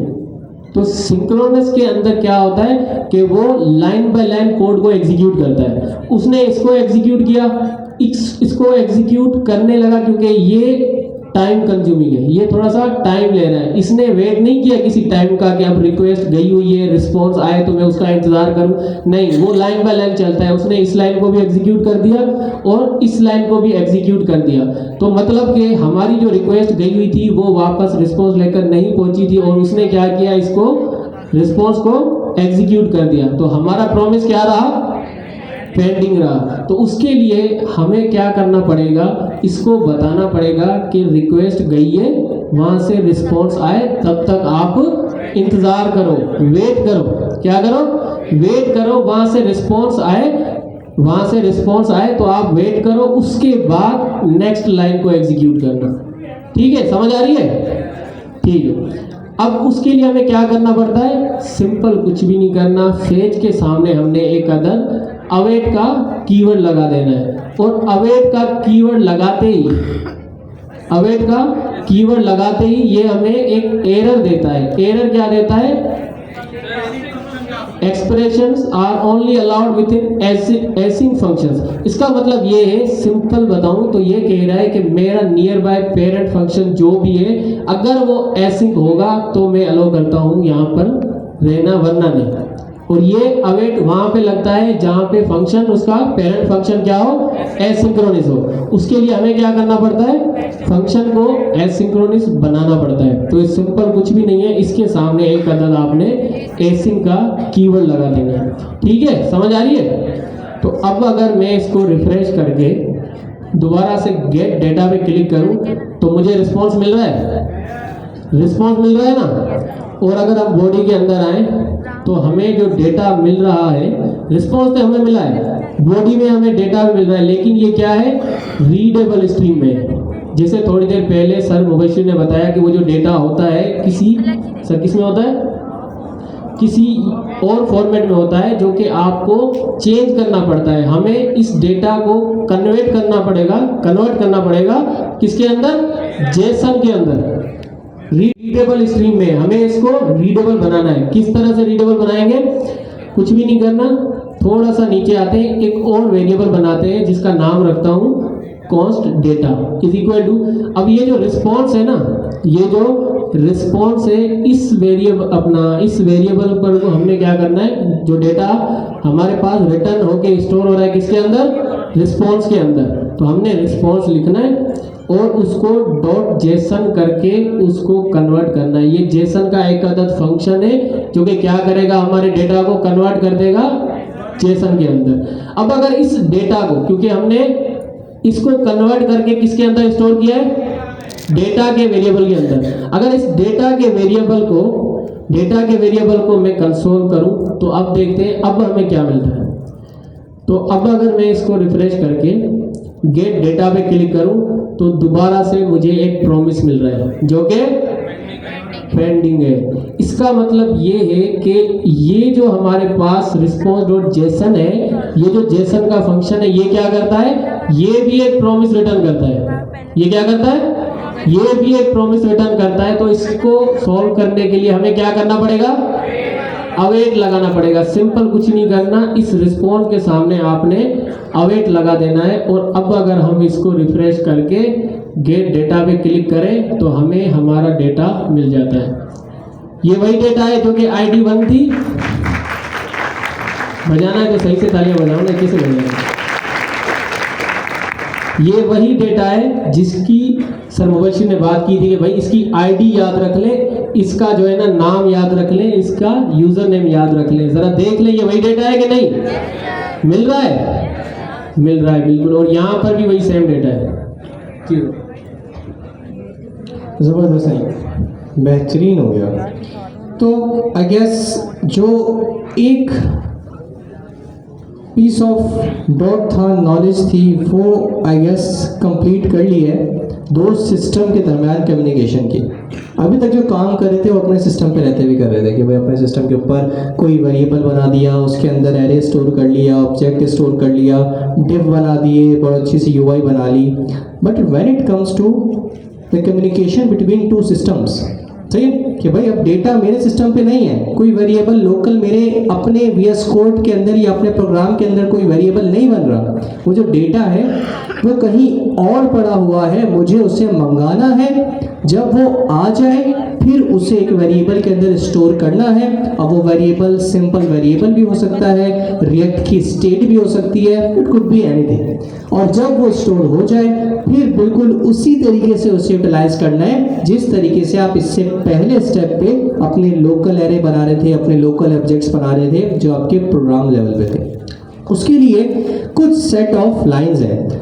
अगर आपने एक बार समझ ली, डेट सिंपल कॉन्सेप्ट है। मैं ये नहीं बोलूँगा कि भाई कल API चेंज होगी तो ये बिल्कुल ही तरीका चेंज हो जाएगा, नहीं, ये एक ही तरीका है। आपने हमेशा इसी तरीके से कॉल करनी है और हमेशा यही तरीका वर्क करेगा।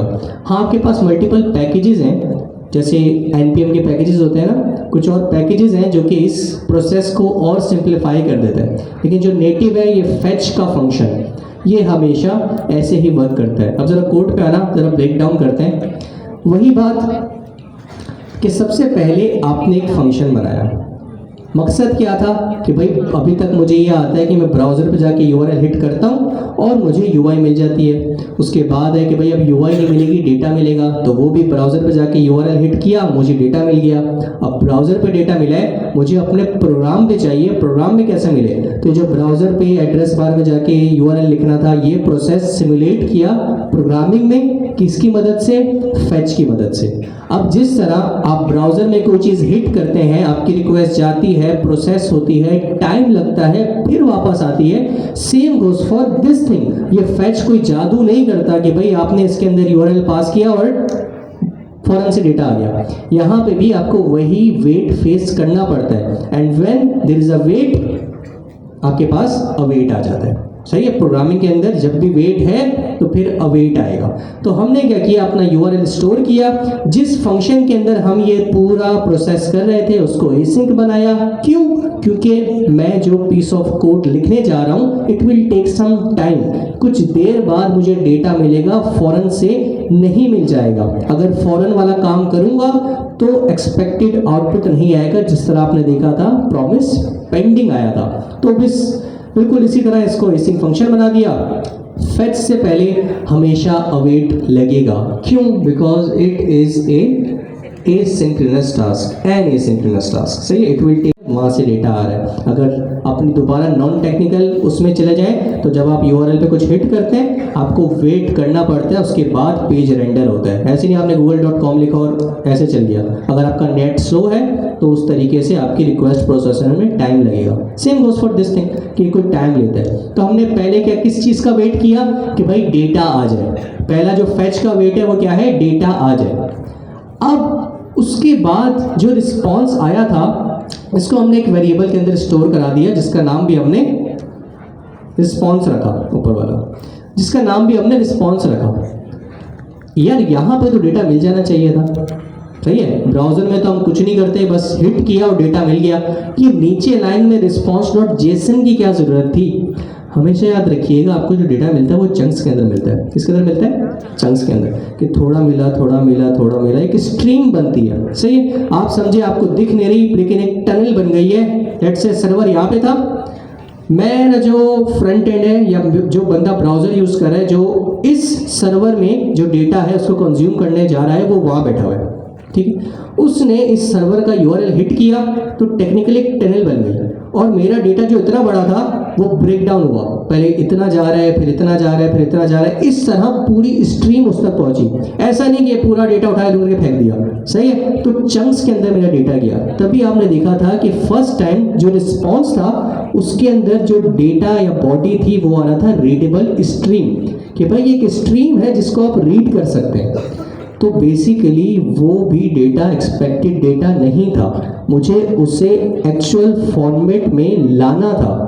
उसे एक्चुअल या डिजायर फॉर्मेट में लाने के लिए ये जेसन यूज होता है, कि भाई अब जब वो पूरे चंक्स छोटे छोटे छोटे छोटे चंक्स सारे आ जाए, जब एक बार आ जाए, आप उनको स्ट्रीम से हटा के एक्चुअल जेसन या जो भी आपका डिजायर फॉर्मेट है उसमें कन्वर्ट कर दो, ताकि मैं उसे कंज्यूम कर सकूं, ठीक है। तो पहली हिट हुई दोनों सिस्टम के बीच कम्युनिकेशन बनाने के लिए, एक टनल सेट करने के लिए, कि भाई अब यहाँ से डेटा वहाँ जा रहा है, बहुत बड़ा डेटा है, चंक्स के अंदर जा रहा है। लेट्स से ABCDEF GHIJ के नाम QRST है, UWXYZ है, तो अब टनल बनी है, A जा रहा है, B जा रहा है, C जा रहा है, E जा रहा है, पूरी इस तरह डेटा जा रहा है, ठीक है।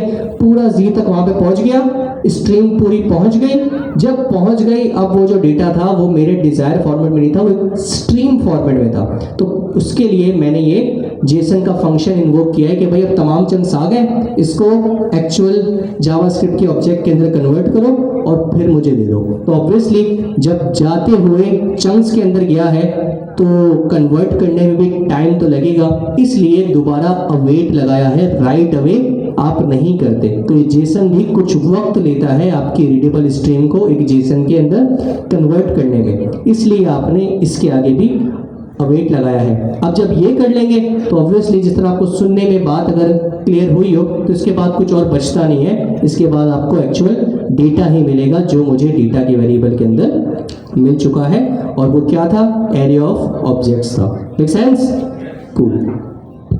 करना नहीं है, एक एसिंक फंक्शन बनाना है, ठीक है। ये तो मैंने पार्ट्स में बनाया है आप लोगों को समझाने के लिए। आपने क्या करना है, जब भी एक फंक्शन बनाना है उसके सामने एसिंक का कीवर्ड रखना है। उसके बाद ये चीज़ मैंने एक्स्ट्रा रखी है थोड़ा सा कोड को रीडेबल बनाने के लिए। आप ना करें कोई मसला नहीं, आप डायरेक्ट URL इसके अंदर पास कर दें। अब जो भी ये चीज़ रिटर्न करेगा वो क्या करेगा, स्टोर कर देगा रिस्पॉन्स के अंदर। हमने देखा वो प्रॉमिस रिटर्न कर रहा था तो हमने अवेट लगा दिया। अवेट लगाने के बाद हमें डेटा मिला, लेकिन वो डेटा रीडेबल नहीं था, तो हमने क्या किया, उसको भी अवेट लगाया कर हमने जेसन के अंदर कन्वर्ट कर दिया और डेटा को कंसोल कर दिया।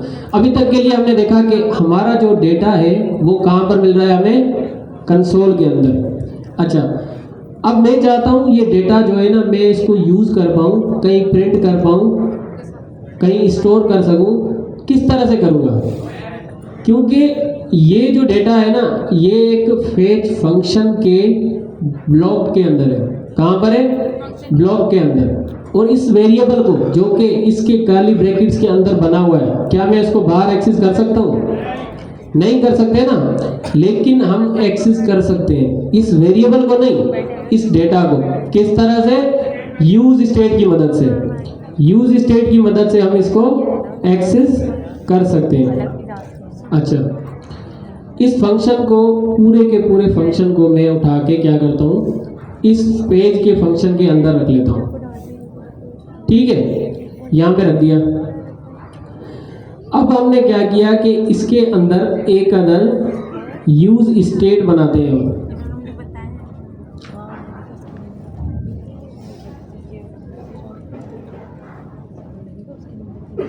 उसका नाम रखते हैं डेटा कोमा सेट डेटा। क्या हुआ? अच्छा, कॉस्ट में यूएस को सेट करता हूँ, ये डेटा तो सेट हो जाए भाई। सेट डेटा और उसके बाद इज इक्वल टू कर दिया। इसकी जो इनिशियल वैल्यू है वो हम क्या रखते हैं, एक अदद खाली एरे। क्यों? क्योंकि डेटा हमें किस में मिल रहा है, एरे में मिल रहा है ना, तो हम क्या रखेंगे, इसकी इनिशियल वैल्यू खाली एरे रख लेंगे। अब आपको पता है कि अगर मैं सेट डेटा करके, ये सारी चीज़ें आपने पढ़ी हुई हैं, डेटा हमें इस डेटा के अंदर मिल रहा है, हमने कंसोल किया, हमें कंसोल के अंदर डेटा दिख रहा है, लेकिन अगर मैं सेट डेटा के अंदर इस डेटा को पास कर दूं तो ये डेटा कहाँ चला जाएगा, हमारे यूज स्टेट के अंदर, इस डेटा नाम के वेरिएबल के अंदर। जी, एक सवाल आप लोगों के लिए, अवेट, ये वाली लाइन पढ़े, line number 13, const data equal to await response dot JSON. यहाँ पे हमें डेटा मिल चुका था, ऐसे ही था, डेटा के अंदर एक्चुअल डेटा जो हम चाह रहे थे मिल गया था। फिर नाइन ने स्टेट की यूज़ की, ब्राउज़र पे तो ऐसे नहीं आ सकता, बताओ भाई। हम एक ग्लोबल फंक्शन ऊपर बना लेते हैं, उसको यहाँ पे अपडेट कर देंगे, नीचे यूटिलाइज कर लेंगे। बोलो भाई, डेटा मिल चुका था, एक वेरिएबल के अंदर स्टोर भी कर लिया था, जिसका नाम क्या है, डेटा। डेटा के अंदर डेटा मौजूद है। मैप चलाने के लिए, मैप तो मैंने जब टाइप स्क्रिप्ट पढ़ा रहा था तो सिंपल एक वेरिएबल पे भी पढ़ा दिया, चला दिया था, उसके लिए तो यूज स्टेट कोई काम नहीं है। ज़रा यूज स्टेट को याद करें, मैंने क्या बताया था यूज स्टेट के बारे में।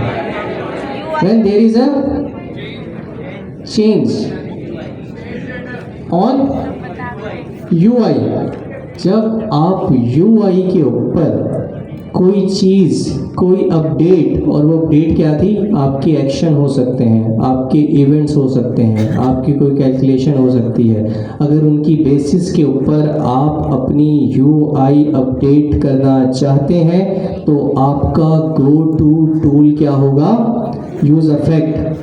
अब हम जो कंपोनेंट बना रहे हैं, क्या क्लाइंट साइड, क्या है क्लाइंट साइड। इनिशियली मेरा जब कंपोनेंट रेंडर होगा तो जो फैच है ये तो टाइम लेगा ना, API कॉल जाने में और वापसी आने में, तब तक ब्राउज़र पे कुछ तो दिखाना है ना, फौरन तो डेटा नहीं आ रहा, तो कैसे दिखाएंगे।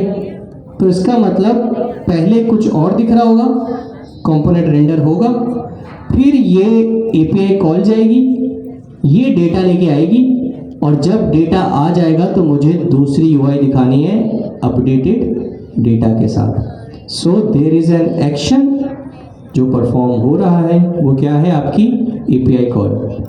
There is a UI update, जो हमने देखा कि इनिशियली डेटा नहीं है, वो कुछ वक्त लेगा आने में, तो उस वक्त तक UI कुछ और होगी, जब डेटा आ जाएगा उसके बाद डेटा दिखाना है, तो UI अपडेट भी है। तो जब एक्शन भी है और UI अपडेट भी है तो यूज स्टेट ही कॉल होगा, यूज इफेक्ट मुंह से निकल गया, यूज स्टेट ही कॉल होगा, ठीक है। तो इनिशियली तभी जो नईम ने डेटा बनाया है उसकी इनिशियल वैल्यू एम्प्टी एरे लिखी है कि भाई पहले इस एम्प्टी एरे के साथ रेंडर हो जाना। अब इसके पॉइंट पे हम कुछ भी डेटा दिखा सकते हैं, कुछ भी UI दिखा सकते हैं, उसके बाद आपकी ये API कॉल चलेगी, जब डेटा आ जाएगा तो फिर there is no more an empty array, आपका एक्चुअल डेटा मौजूद होगा और फिर आप उसको डिस्प्ले कर देंगे, ठीक है।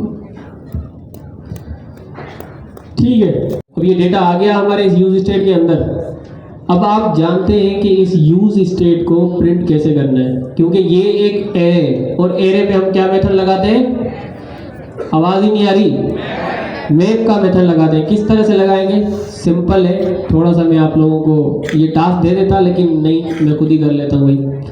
हमने इधर कर्ली ब्रैकेट्स लगाने हैं, क्यों, क्योंकि अगर हमने HTML के अंदर जावा स्क्रिप्ट या टाइप स्क्रिप्ट लिखनी हो तो वो कैसे लिखते हैं हम लोग, कर्ली ब्रैकेट्स के अंदर। भाई पैरेंथेसिस कहाँ से आ गई, ठीक है। अच्छा, हम सबसे पहले यहाँ पर डेटा लिखेंगे जो हमारे एरे का नाम है, एरे कौन सा, यूज स्टेट, डॉट करके उस पर हम लोग चलाएंगे मैप का मेथड। और आप सबको पता है कि मैप क्या है, एक अदद हायर ऑर्डर फंक्शन है, तो ये अपने अंदर क्या लेता है, कॉल बैक फंक्शन लेता है। अब कॉल बैक फंक्शन देने के बाद अगर मैं इसको कर्ली ब्रैकेट्स ना देके डायरेक्ट एक डिव रिटर्न करवाऊँ, ये चीज़ तो हमने लास्ट क्लास में पढ़ी थी ना,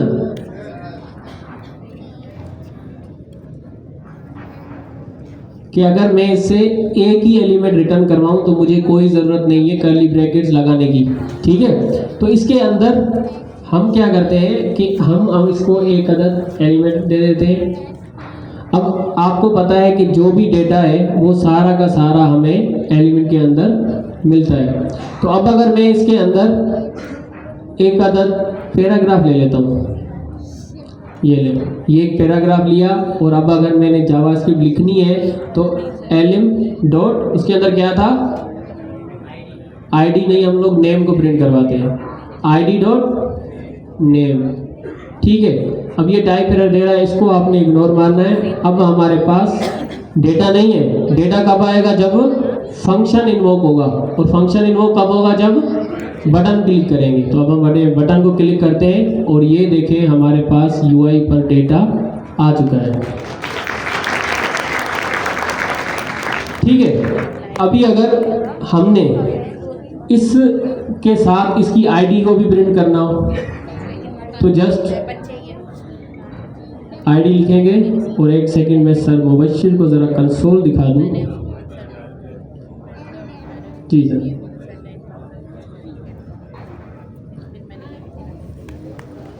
ये एरर क्या आ रहा है हमारे पास, each child in a list should have a unique key. आप बच्चे करके बैठे हुए हो ना आप, अच्छा कोई भी हैंड रेस करे, पूछता हूँ मैं, एनीवन हैंड रेस, अच्छा है इधर नहीं उधर, यहाँ से उठाना है, वहाँ से आज पहला सवाल वहीं से लिया था, अब इनकी बारी है। अच्छा कोई हैंड भी रेज नहीं कर रहा, इतना खौफ हो गया मेरे, कोई तो हैंड रेज करे वहाँ से। हाँ आपके पीछे बच्चे, हाँ आपके साथ, आपके पीछे ब्राउन, आपके साथ वाले, दिस वन, खड़े होना जरा आप।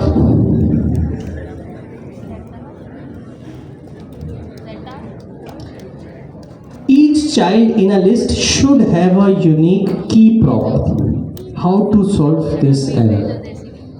कोड में लाना जरा भाई, देखें और गौर से अब फिर बताएं how to solve this.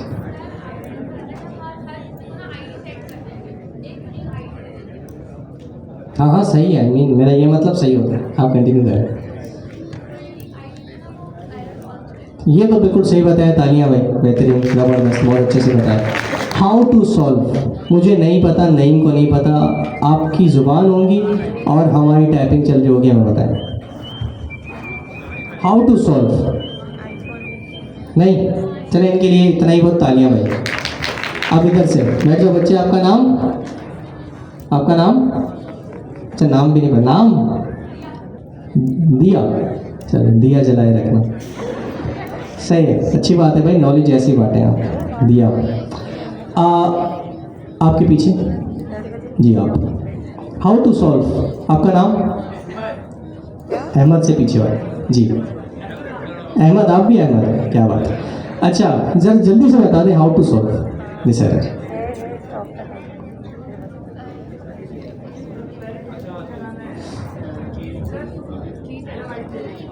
डिफ को कहाँ पे की लिखूं, पी के साथ भाई की लिखो, भाई ने बोले पी के साथ की लिखो, ऊपर डिव, ऊपर डिव, यहाँ पे की दो, अब की को क्या दूं, हाँ lm.id। कौन कौन मुत्तफिक है भाई, कौन कौन मुत्तफिक है, नहीं ये चल जाएगा, बताओ चलेगा कि नहीं चलेगा ये बताओ, मतलब ये आईडी सही अब चलेगा कि नहीं चलेगा ये बताओ, क्योंकि ये आईडी भी यूनिक है। कौन बोलता है नहीं चलेगा, ये बीच वाले बड़े खतरनाक होते हैं, ठीक है। एनीवेज चलाओ भाई, ये एरर अब नहीं आना चाहिए हमारे गेट के ऊपर, करो जोर से यार, क्या हो गया, व्हाट हैपेंड, आपकी क्लास है, आपका साथी है तो शर्माना कैसे। सही है, ज़बरदस्त। बिल्कुल यही मसला था कि आपके पास यूनिक आईडी नहीं थी, वो आपको यूनिक आईडी देना ज़रूरी था। नैनो आईडी हमने तब यूज़ की थी जब डेटा हम फ्रंट एंड पे मैनेज कर रहे थे। जब डेटा, मैंने आपको बताया था, जब डेटा डेटाबेस से आ रहा होता है तो हमेशा हर रिकॉर्ड को एक यूनिक आईडी मिल रही होती है। And because we are fetching data from API और API behind the scene database utilise कर रहे हैं, तो हर रिकॉर्ड को वैसे ही एक यूनिक आईडी मिल रही होगी। और जो आईडी की प्रॉपर्टी है, इनके पास यूनिक आईडी होगी। एक को 1 मिला हुआ, एक को 2। आप देख भी सकते हैं यहाँ पे आईडी प्रिंट है 1 2 3 4 5 6 7 8 9 10। तो ज़बरदस्त, कंटिन्यू करें। ये हमने क्या किया कि अपने बटन के क्लिक पर अपने डेटा को फेच कर लिया।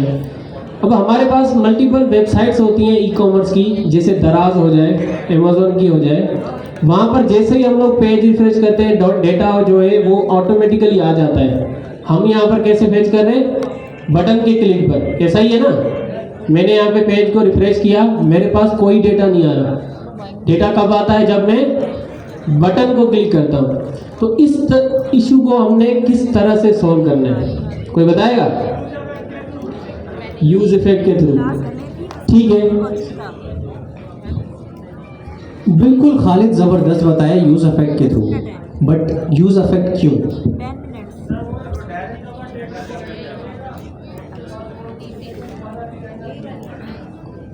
अच्छा, अगर मैं बोलूँ मैं इसे एक और तरीके से कर सकता हूँ, फिर यूज़ इफेक्ट क्यों? हाँ, तो why use effect is the best option. अभी भी एक चीज़ का साइड इफेक्ट ही चाहिए, गौर कीजिएगा मेरी बात पे। अभी हम कर क्या रहे हैं कि अभी हमारा जो डेटा मंगाने के जो प्रोसेस है वो क्या है? वो यूज़र क्या कह सकते, इन्वॉल्वमेंट है। सही है, इसमें ह्यूमन इन्वॉल्वमेंट है कि यार जब तक मैं बटन क्लिक नहीं करूंगा तब तक मेरी एपीआई कॉल जाएगी नहीं और मेरा डेटा आएगा नहीं। लेकिन टेक्निकली ऐसा होता नहीं है। आप क्या करते हैं? आप जैसे ही पेज रिफ्रेश करते हैं या किसी जगह पर जाके हिट करते हैं, जैसे ही कंपोनेंट रेंडर होता है, डेटा आ जाता है। अब यूज़ इफेक्ट ही किसका है? मतलब डेटा आ रहा है तो साइड इफेक्ट किसका है? क्यों हमने बोला कि भाई इसको यूज़ इफेक्ट के अंदर इस्तेमाल करना चाहिए? तो ये रेंडर का साइड इफेक्ट है। एक तो एप्लीकेशन रेंडर हो गई, क्या हो गई? रेंडर हो गई। ये उसका एक्सपेक्टेड इम्पैक्ट हो गया कि भाई वो रेंडर हो गई। अब आया उसका side effect. It could be positive, it could be negative, but for our purpose, for our scenario, it's positive. के इम्पैक्ट जो डिफॉल्ट था, जो एक्सपेक्टेड था, वो था एप्लीकेशन रेंडर हो गई। अब साइड इफेक्ट के तौर पर मुझे क्या चाहिए कि जब रेंडर हो जाए तो एक एपीआई कॉल हो और वो मुझे डेटा ला के दे दे। और वो कहाँ पे होगी? आपकी किसी बैकएंड सर्वर पे, वहाँ से डेटा आएगा। तो कुछ नहीं करना है टेक्निकली। ये जो अभी एपीआई कॉल यूज़र के बटन क्लिक के ऊपर हुई है ना, ये अब वहाँ से निकाल के यूज़ इफेक्ट पे लेके जानी है। और यूज़ इफेक्ट का सेकंड पैरामीटर क्या होगा? बताओ भाई। डिपेंडेंसी एरे के अंदर क्या वैल्यू होगी? एम्प्टी होगी। एम्प्टी क्यों? क्योंकि मैं चाहता हूं बस जब कंपोनेंट फर्स्ट टाइम रेंडर हो तभी ही मेरे पास अपडेटेड डेटा, मतलब डेटा कॉल होके आ जाए। अगर ये नहीं करूंगा, उसको खाली छोड़ दूंगा, खाली से मुराद है एम्प्टी एरे में नहीं दूंगा, तो उससे क्या होगा कि लेट से मैं कोई बटन क्लिक कर रहा हूँ, उस पर कोई स्टेट अपडेट हो रही है तो एपीआई कॉल जा रही है, कोई और स्टेट अपडेट हो रही है तो एपीआई कॉल जा रही है। मैं ऐसा नहीं चाहता। मैं चाहता हूँ बस जब फर्स्ट टाइम मेरा कंपोनेंट रेंडर हो तभी एपीआई कॉल जाए। इसलिए यूज इफेक्ट का जो सेकंड पैरामीटर होगा वो एम्प्टी एरे होगा कि बस फर्स्ट टाइम कर देना, इसके बाद कभी नहीं करना। अब बस पूरा प्रोसेस जल्दी से चलाओ और इनको अलविदा करो। फिर नहीं भी टाइम है, भी time, we have few minutes. ठीक है, अब आप देख सकते हैं कि मैंने क्या कर दिया है, फंक्शन को कॉल कर दिया है। सही है भाई। अब जरा जाके देखते हैं, पेज रिफ्रेश करो, मतलब कुछ भी नहीं किया। वो फंक्शन जहाँ पहले ऑन क्लिक के ऊपर इन्वोक कर रहे थे, वहाँ से हटा के यूज इफेक्ट के कॉल बैक फंक्शन के अंदर पास कर दिया है कि भाई जब भी यूज इफेक्ट कॉल हो ये इन्वोक हो। लेकिन ये जब भी था इसको भी कंट्रोल किया कोड में आना।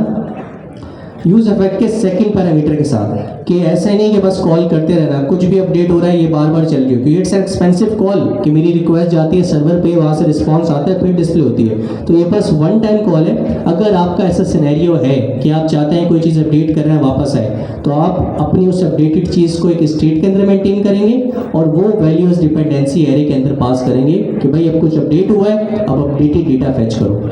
तो आई होप यूज इफेक्ट का आपने एक्चुअल ये सिनेरियो भी देख लिया है। ये क्या ये आप गिटहब पे पुश करते हैं, ये पूरा कोड आपको गिटहब पे मिल जाएगा। मेक श्योर इसको गौर से देखें। 30% लेके जा रहा था, आई होप आप ज़्यादा लेके जाएंगे। इसके अलावा जो 2 सवाल हैं, ट्रस्ट मी अच्छे से सोच समझ के आइएगा। मैं आधी क्लास उसके ऊपर छोड़ दूंगा, लेकिन मैं वो कंप्लीट करवाऊंगा आपसे। यहाँ पे हमारी जिम्मेदारी ख़त्म होती है, आपकी जिम्मेदारी शुरू होती है। अपना ख्याल रखिएगा, आपसे मुलाकात होगी अगले हफ्ते। कीप प्रैक्टिसिंग, हैप्पी कोडिंग, अल्लाह हाफिज़।